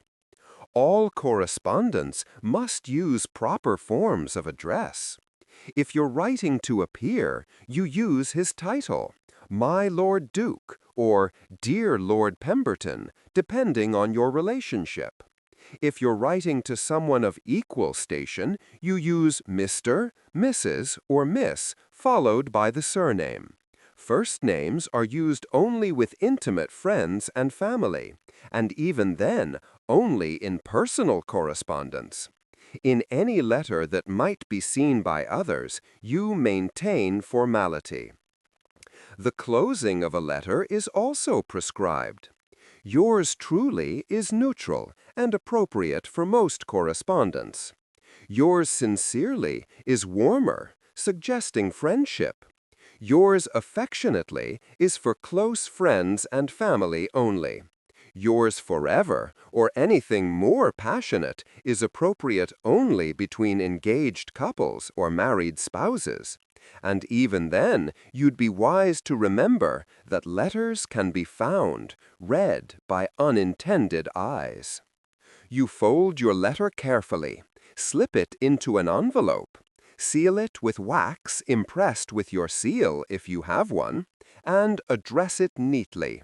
The address goes in the center of the envelope. The recipient's name first, then their address. Your return address might go on the back of the envelope. You affix a stamp, and then you send it off, either posting it yourself or having a servant take it to the post office. Letters are delivered with impressive frequency in Victorian England, sometimes multiple times a day in cities. You might write a note in the morning and have a response by afternoon. This creates a rhythm to correspondence, a back and forth that maintains relationships and facilitates social planning. But letters are also permanent records. Unlike spoken words that fade into memory, letters remain. They can be reread, analyzed, shared. They can be used against you if they contain anything improper or ill-considered. And so Victorians write carefully, aware always of their audience, both intended and potential. They craft their words as they craft their public personas, presenting themselves in the best possible light, revealing only what they wish to reveal, maintaining always the walls of propriety. Personal diaries are different, places where Victorians can be more honest, more themselves. But even diaries are written with some awareness that they might be read. You don't pour out everything, don't confess your deepest, darkest secrets.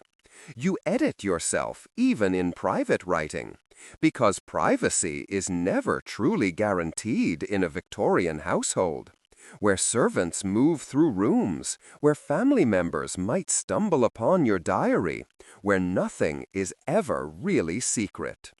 The act of writing itself is a ritual. You sit at a writing desk, perhaps one in your private sitting room or your bedroom. You arrange your paper, your ink, your pens. You might spend hours on correspondence, writing multiple letters, addressing invitations, drafting responses. It's a quiet, solitary activity, but also a social one, reaching out across distances to touch other lives with your words. And those words must be perfect, or as perfect as you can make them. No crossed-out mistakes, no ink blots, no rambling or confusion.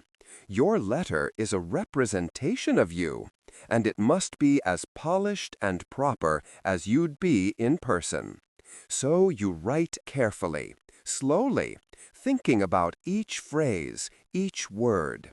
You create a written self that's as carefully constructed as the self you present to the world.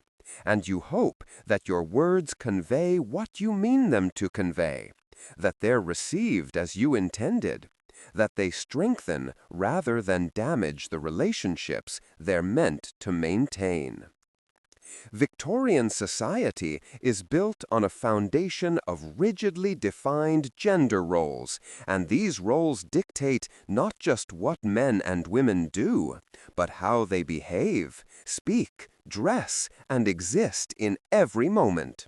The rules are different for each sex, reflecting assumptions about male and female nature that permeate the era. To be a woman in Victorian England is to live under constraints that touch every aspect of your life.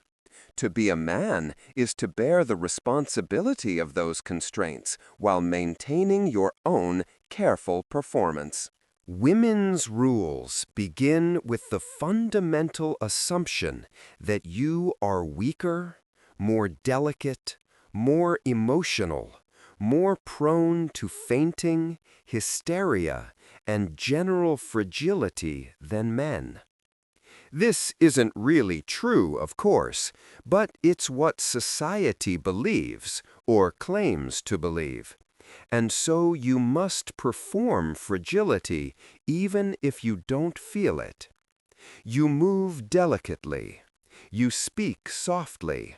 You don't lift heavy objects or engage in strenuous activity. You certainly don't play vigorous sports or do anything that might make you sweat visibly, because perspiration is unladylike. Your body is something to be hidden, covered, constrained.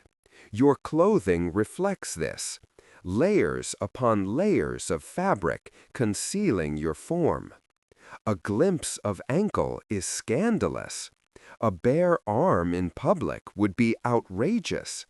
Your neck and chest are covered during the day, with only a small area revealed at evening events. And even then, you must be careful not to show too much. The corset compresses your waist. The skirts hide your legs. The high collar conceals your neck. You are a mystery, a hidden form that men must imagine rather than see. Your behavior in mixed company is carefully regulated. You don't speak unless spoken to, at least not initially. You don't monopolize conversations. You don't express strong opinions, especially on political or business matters, because these are masculine domains. You listen more than you speak. When you do speak, you're pleasant, agreeable, supportive. You laugh at men's jokes, even if they're not funny. You defer to their judgment, even if you think they're wrong. You don't argue. To argue would be to display aggression, unfeminine emotion, a challenging spirit. You might express gentle disagreement, phrased as a question. Don't you think, perhaps? But you never directly contradict a man, especially not in public. That would embarrass him, damage his authority, make you seem shrewish and difficult. Your education is limited, designed to make you accomplished rather than intellectual. You learn music, drawing, French, perhaps a bit of history and literature. But you don't study mathematics beyond basic arithmetic. You don't learn science or philosophy or anything too demanding. The fear is that too much education will damage your feminine nature, make you mannish, even make you infertile. The term blue-stocking is used derisively for women who are too educated, too interested in intellectual pursuits. It's not a compliment. Your reading material is monitored.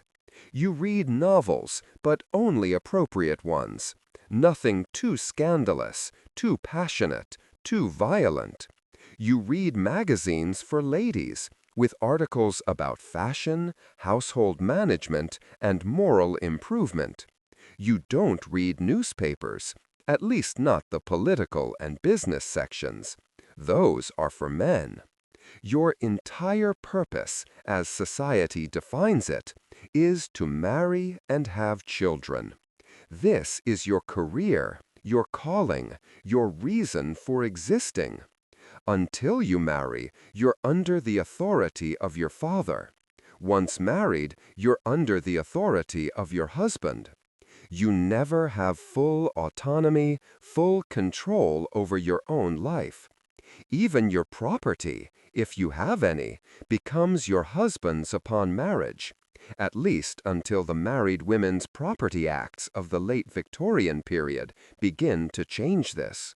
As a wife, your duties are domestic.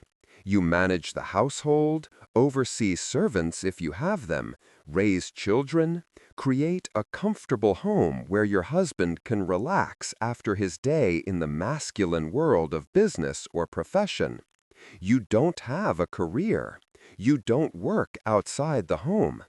To do so would suggest your husband can't support you, which would reflect badly on him and damage your family's standing.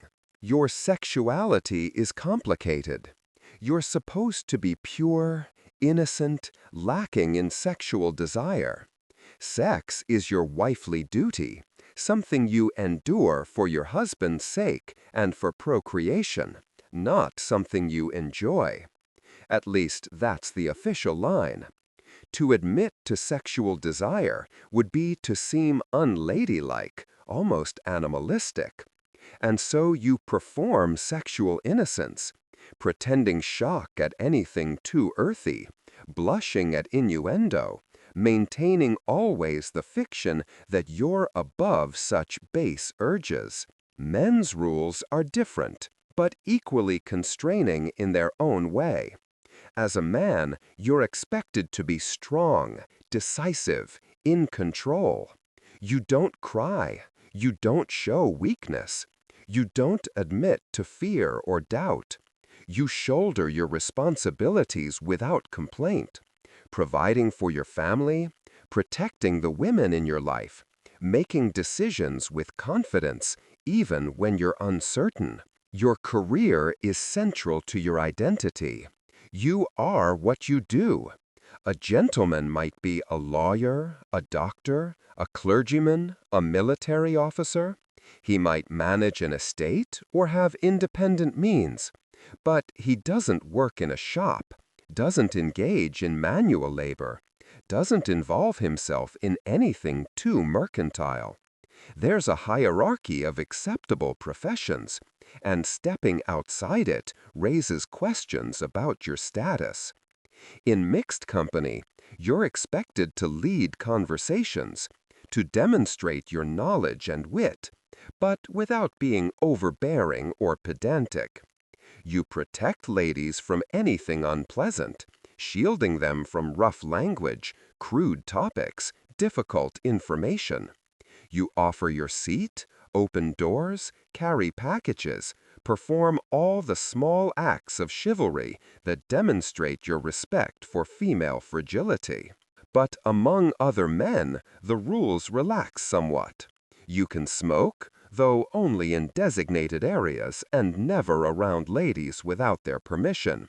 You can drink, though drunkenness is still shameful, a loss of control that no gentleman should display. You can discuss business, politics, sport, matters considered too weighty or too dull for female minds. You can be more direct, more blunt, though still within bounds of gentlemanly behavior. You can offer your seat, open doors, carry packages, perform all the small acts of chivalry that demonstrate your respect for female fragility. You're expected to be the pursuer in romantic relationships, to make the first move, to propose marriage. But you must do so respectfully, following all the rules of courtship, not rushing, not being too forward. You must speak to her father first, must ensure you can support a wife before making an offer. To propose without prospects would be irresponsible, ungentlemanly. Once married, you're the head of your household. Your wife defers to you, at least publicly. Your word is law. But with this authority comes responsibility. You must provide financially, must make good decisions, must represent your family with dignity. If you fail, if you gamble away your fortune, or drink too heavily, or embarrass yourself publicly. You don't just damage your own reputation, you damage your entire family. The double standard is real and pervasive. Men are forgiven for sexual indiscretions that would ruin a woman. A man who visits a prostitute or keeps a mistress might be gossiped about, but won't be socially destroyed. A woman who commits adultery will be cast out, divorced, shunned. A man can have premarital sexual experience and it's winked at, even expected. A woman who's not a virgin on her wedding night is damaged goods. Both men and women live under these rules, performing their prescribed roles, rarely questioning the system because it's all they know. Some chafe against the restrictions, feeling the weight of expectation pressing down on them. Some embrace the rules, finding security in clear guidelines, in knowing exactly what's expected. Most fall somewhere in between, following the rules because they must, because the consequences of rebellion are too high, but sometimes wondering what it would be like to simply be themselves, without all the performance, all the constraint. And underneath it all runs the awareness that these rules are arbitrary, that they could be different, that in other times and places they are different. But for now, in Victorian England, these are the rules. And so you follow them, or you face the consequences. Special occasions punctuate the routine of Victorian life, offering both relief from everyday rules and their own specialized sets of expectations. These events, balls, weddings, funerals, and holidays, are opportunities to display status, strengthen social bonds, and perform elaborate rituals that reinforce community and tradition. But they're also minefields where errors can have lasting consequences. A ball is the pinnacle of Victorian social life, a glittering event where the young find marriage partners, the established display their status, and everyone performs a carefully choreographed dance, both literal and social. If you're invited to a ball, the invitation arrives weeks in advance, giving you time to prepare your costume and your nerves. The preparation is extensive. If you're a woman, you need a ball gown, an elaborate creation of silk or satin, low cut to reveal your shoulders and upper chest, one of the few occasions when such exposure is acceptable. The gown might be white for a young unmarried woman, suggesting innocence and availability. Married women and older ladies wear colors, jewel tones that demonstrate taste and wealth. The gown is adorned with lace, ribbons, flowers, embroidery, all the finery that money can buy and skill can create. Your hair is arranged elaborately, with flowers woven through it or jewels pinned into place. You wear your finest jewelry, though not so much that you seem ostentatious. You carry a dance card, a small booklet attached to your wrist with a ribbon, where gentlemen will write their names to reserve dances. Arriving at the ball, you're announced by a servant, your name called out so everyone can turn and look, can assess your appearance, your gown, your jewelry, your companion. You greet your hosts, thank them for the invitation, and then you circulate, speaking to people you know, being introduced to people you don't. The dancing begins with formal dances, quadrilles and cotillions that require precise steps and careful coordination with multiple partners.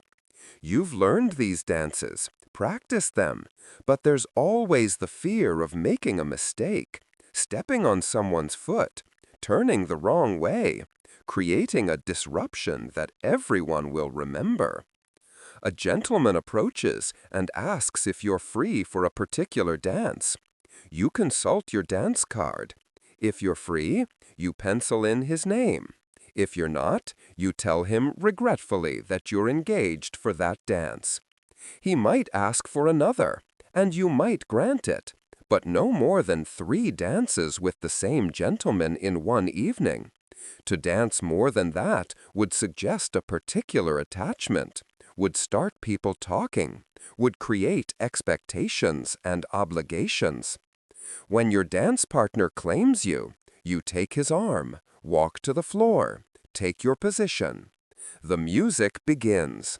You move through the figures of the dance, your steps synchronized with his and with the other couples on the floor.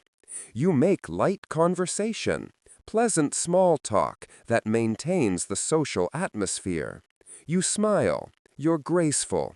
You demonstrate that you're accomplished, suitable, worthy of attention. Between dances, you might be escorted to the supper room, where elaborate food is laid out, delicacies and treats that are works of art as much as nourishment. You nibble delicately, never eating too much, never showing too much appetite. A gentleman might bring you a glass of champagne or punch. You sip it slowly, maintaining your composure, your ladylike demeanor. The ball continues until late, sometimes until 3 or 4 in the morning.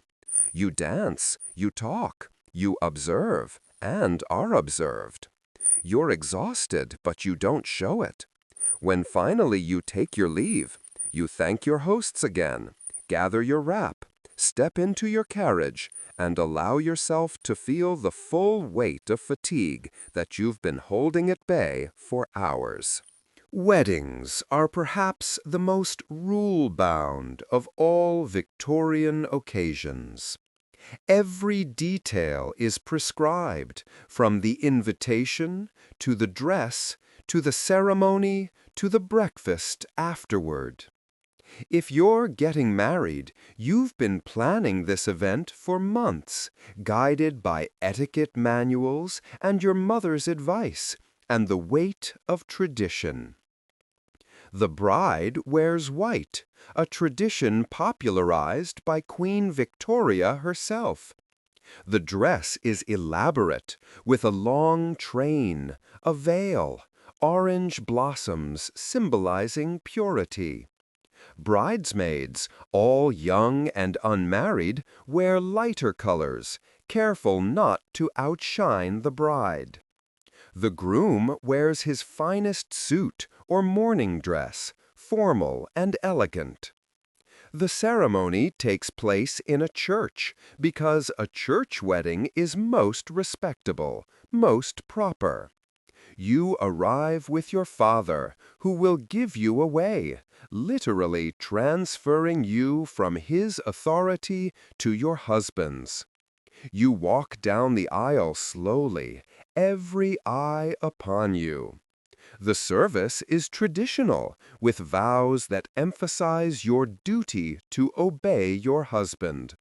You're joined in holy matrimony, a sacrament that binds you for life, because divorce is scandalous, almost unthinkable.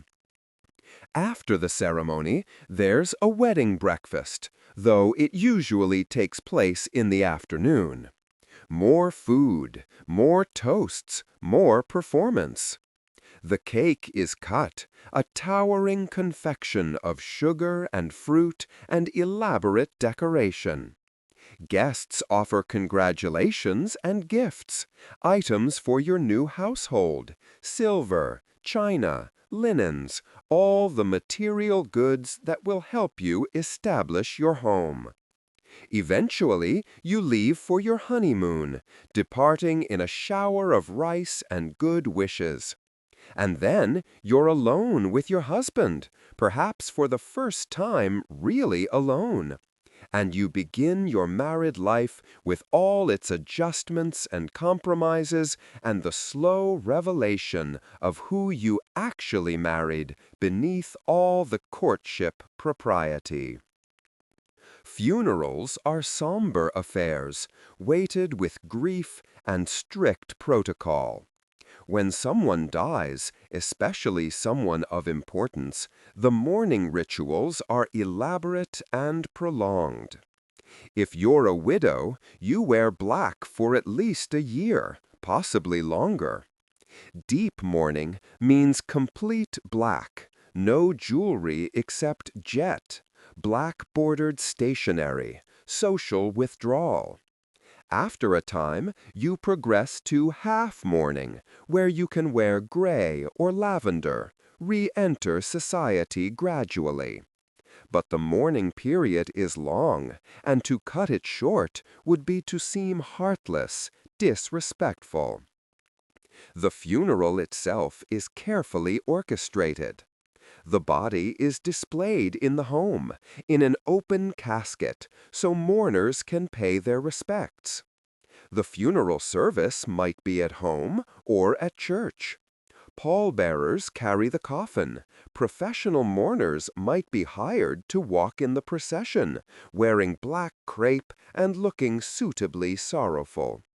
The burial takes place in the churchyard or cemetery, with more prayers, more tears, more performance of grief. After the funeral, there's a funeral meal, simple food for close family and friends. You speak in hushed tones about the deceased, recounting memories, offering comfort. Death is omnipresent in Victorian England, with high mortality rates and large families, meaning almost everyone has lost someone. But the formality of mourning provides structure to grief, gives it shape, and limits. Holidays offer relief from the everyday, moments when normal rules relax slightly, and celebration is permitted. Christmas becomes increasingly important during the Victorian era, with traditions like Christmas trees, presents, cards, elaborate meals. Families gather, sing carols, attend church, exchange gifts. It's a time of warmth and togetherness, though even here, propriety must be maintained. You don't drink too much. You don't make too much noise. You celebrate, but you celebrate properly. Other holidays, Easter, Whitsun, New Year, mark the rhythm of the year, providing breaks from work, opportunities for family gatherings, moments of festivity in the midst of duty and routine. But even in celebration, you're aware of the rules, of the expectations, of the need to maintain your reputation even in moments of relaxation. Because there is no moment when you can fully let your guard down, no moment when you're not being observed and judged. The performance never truly ends. To break the rules of Victorian society is to risk everything. Your reputation, once damaged, is almost impossible to repair.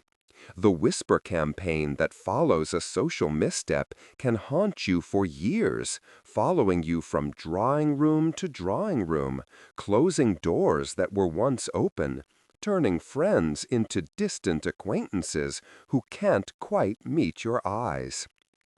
The consequences vary depending on the severity of the transgression and your social position. A minor error, using the wrong fork, arriving late to a dinner, forgetting to return a social call. These might be forgiven, especially if you're young or new to society. People might chalk it up to inexperience, to nervousness, to an honest mistake. You might receive a gentle correction, a word from a friend or family member explaining what you did wrong. You learn, you correct, you move forward, hopefully without permanent damage. But more serious breaches carry heavier penalties. If you're caught in a compromising position with someone of the opposite sex, if you're discovered alone together in a closed room or carriage, if there's any suggestion of impropriety, your reputation suffers immediate and perhaps irrevocable. For a woman especially, this is catastrophic. You might be forced to marry the man to avoid complete social death. Or, if he refuses to marry you, or if marriage is impossible for some reason, you might be sent away, to the country, to relatives far from London, anywhere you won't embarrass your family further with your presence. The ruined woman is a stock figure in Victorian literature because she's a real phenomenon. One mistake, one moment of poor judgment, and you're marked forever. You can't show your face in polite society. Invitations dry up, friends stop calling. You might be forced to live with relatives as a permanent dependent. A cautionary tale whispered to young women as an example of what happens when you don't follow the rules. In extreme cases, you might fall further, descending into poverty, even prostitution, because once your reputation is gone, there's little left to lose. Men face consequences too, though they're generally less severe. A man caught in scandal might be criticized, might face a period of social coldness, but he can often rehabilitate himself through time, through demonstrations of reformed character, through the intervention of influential friends. The double standard means that what ruins a woman might only bruise a man. Scandal spreads through gossip, that constant undercurrent of Victorian social life. People talk, servants talk. Everyone is watching everyone else, storing up observations, sharing them in whispered conversations. Did you see how she looked at him? Did you notice she stayed an hour at her visit? Her dress was cut rather low, don't you think? These small comments accumulate, building a narrative, shaping reputations. The gossips of Victorian society wield real power. They can make or break someone with their whispers. To be on the wrong side of the gossip mill is to be slowly torn apart.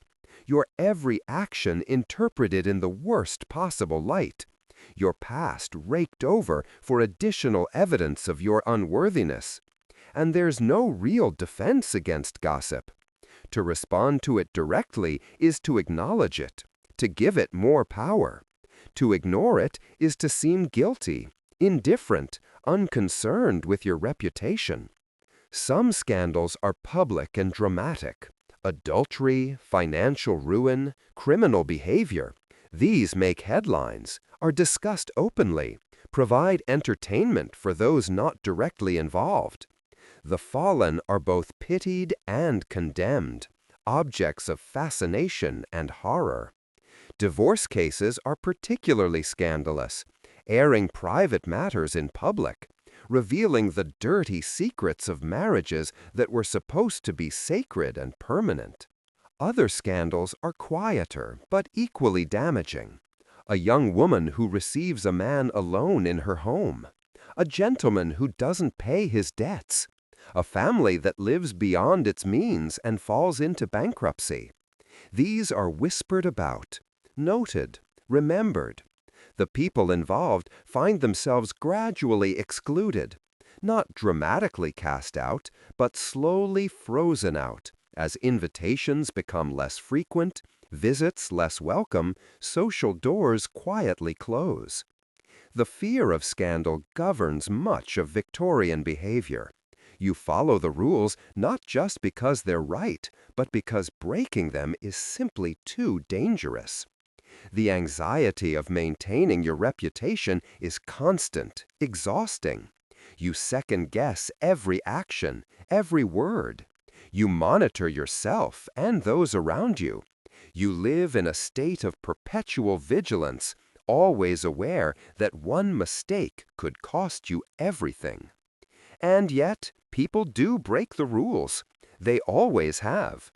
The Victorian era is not actually as prudish and proper as its reputation suggests. Beneath the surface of respectability runs a current of transgression. Affairs happen. Illegitimate children are born and hidden away. Money is gambled and lost. Drink claims its victims. The respectable facade often hides less respectable realities. But these transgressions must be hidden, managed, contained. As long as appearances are maintained, as long as the public performance continues, you can survive almost anything. It's only when the truth comes out, when the facade cracks and the reality beneath is revealed, that the consequences become unavoidable. Society has mechanisms for managing scandal. The family of someone who's disgraced themselves moves quickly to contain the damage. The person might be sent abroad for an extended visit until things blow over. Stories are crafted to explain away awkward facts. Money changes hands to ensure silence. The machinery of reputation management grinds into action, trying to rebuild what was broken or at least prevent further collapse. Some recover. Time passes. Memories fade. People forget, or at least pretend to forget. You might gradually be readmitted to society, if your transgression wasn't too severe, if you've shown appropriate remorse, if you have influential supporters willing to vouch for your reformed character. You might rebuild your reputation, though it will never be quite as solid as it was before. There will always be those who remember, who bring up the old scandal in whispered conversations, who never fully forgive. Others never recover. They live out their lives in exile, literal or social. They become cautionary tales, their names spoken with sadness or contempt. Examples of what happens when you step outside the rigid boundaries of acceptable behavior. They're the ghosts at the feast, reminders that the rules must be followed, that the cost of rebellion is simply too high. You're exhausted. Imagine living every day of your life like this, every moment governed by rules, every interaction a performance, every choice weighed for its social implications. This is what it means to live under Victorian social rules, to exist in a world where propriety is more important than authenticity, where appearances matter more than truth, where one wrong step can undo a lifetime of careful behavior. The weight of it, the sheer crushing weight of always being watched, always being judged, always performing the role society has assigned you, it's almost unbearable. And yet, Victorians bore it. They lived under these rules for decades, generations even. They raised children who learned the rules from infancy, who internalized them so deeply that they seemed natural, inevitable, the only way things could possibly be. Some thrived under this system. They found security in the clear boundaries, comfort in knowing exactly what was expected. They mastered the rules and used them to their advantage, wielding etiquette like a weapon, establishing their superiority through perfect propriety. They became the guardians of these rules, the ones who tutted disapprovingly at others' mistakes, who taught the next generation how to behave, who kept the system running through their constant vigilance. Others chafed against the restrictions, feeling the rules like chains. They wanted to speak freely, to move freely, to make their own choices without constant concern for what others would think. They bent the rules where they could, found small rebellions in private moments. They whispered complaints to trusted friends, wrote frustrated entries in hidden diaries, dreamed of a different world where they could simply be themselves. Most fell somewhere in between, following the rules because they had to, because they couldn't imagine an alternative, because the social cost of rebellion was too high. They performed their roles with varying degrees of success and satisfaction. They made their compromises, found their small happinesses within the constraints, built lives that were meaningful, even if they were carefully circumscribed. And slowly, very slowly, things began to change. By the end of Victoria's reign, by the closing years of the 19th century, the strictest rules were starting to loosen.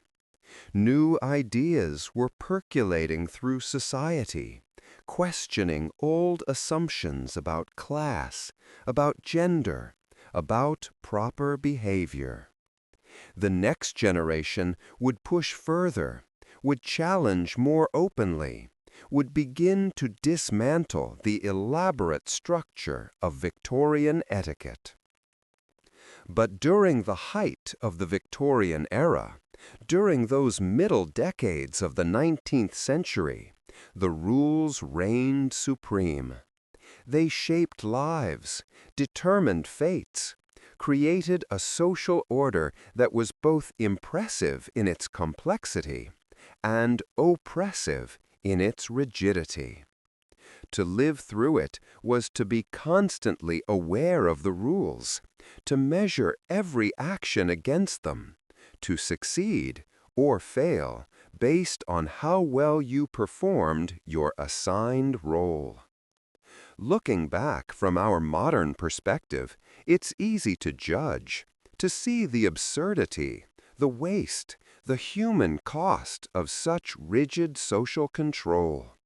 It's easy to feel grateful that we don't live that way anymore, that we have freedoms the Victorians couldn't imagine.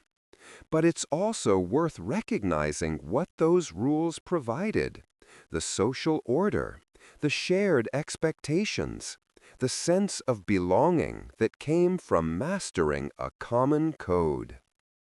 The Victorians believed they were building something, creating a civilized society where people knew how to behave, where order prevailed over chaos, where everyone had a place and knew it.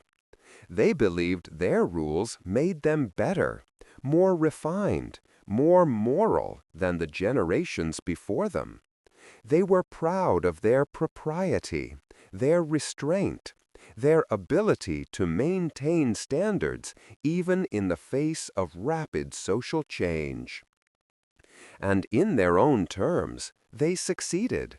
They created a society that functioned, that maintained stability through decades of massive industrial transformation, that spread across a global empire and imposed its values on peoples who'd never heard of calling cards or dance cards or the proper way to lift your skirts when crossing a muddy street. But the cost was high, paid in constrained lives, in roads not taken, in words not spoken, in authenticity sacrificed on the altar of propriety. The cost was paid by the woman who couldn't pursue education because it would make her unmarriable, by the man who couldn't follow his true calling because it wasn't appropriate for his class, by the servant who worked herself to exhaustion, maintaining a household where she'd never be seen as fully human, by everyone who had to pretend every day to be someone slightly different from who they really were. The Victorian era ended with Queen Victoria's death in 1901. But the social rules didn't disappear overnight. They lingered, fading gradually through the early decades of the 20th century, challenged by world wars and social movements and the slow, inexorable march of progress. Today, we look back at Victorian etiquette and see quaintness, rigidity, a world both fascinating and foreign. But in those moments when you're anxious about what others think, when you're performing a role rather than being yourself, when you're constrained by unspoken rules and social expectations, you're touching something the Victorians knew intimately. Because humans are social creatures, and every society has its rules, its codes, its ways of marking who belongs and who doesn't. The Victorian version was just more elaborate, more explicit, more all-encompassing. So, as you drift off to sleep tonight, imagine that world one more time. The drawing rooms and dinner parties, the calling cards and careful conversations, the constant performance of propriety. Feel the weight of it, the exhausting, relentless pressure of always being watched, always being judged, always following the rules. And then let it go. Let it fade into history, into dreams, into the soft darkness of sleep. You don't have to live that way. You're free, in ways the Victorians could only imagine. Rest in that freedom. Rest deeply. If this slow journey through Victorian social rules helped you find your way to sleep, go ahead and like and subscribe. And thank you for drifting off with us tonight. Sleep well.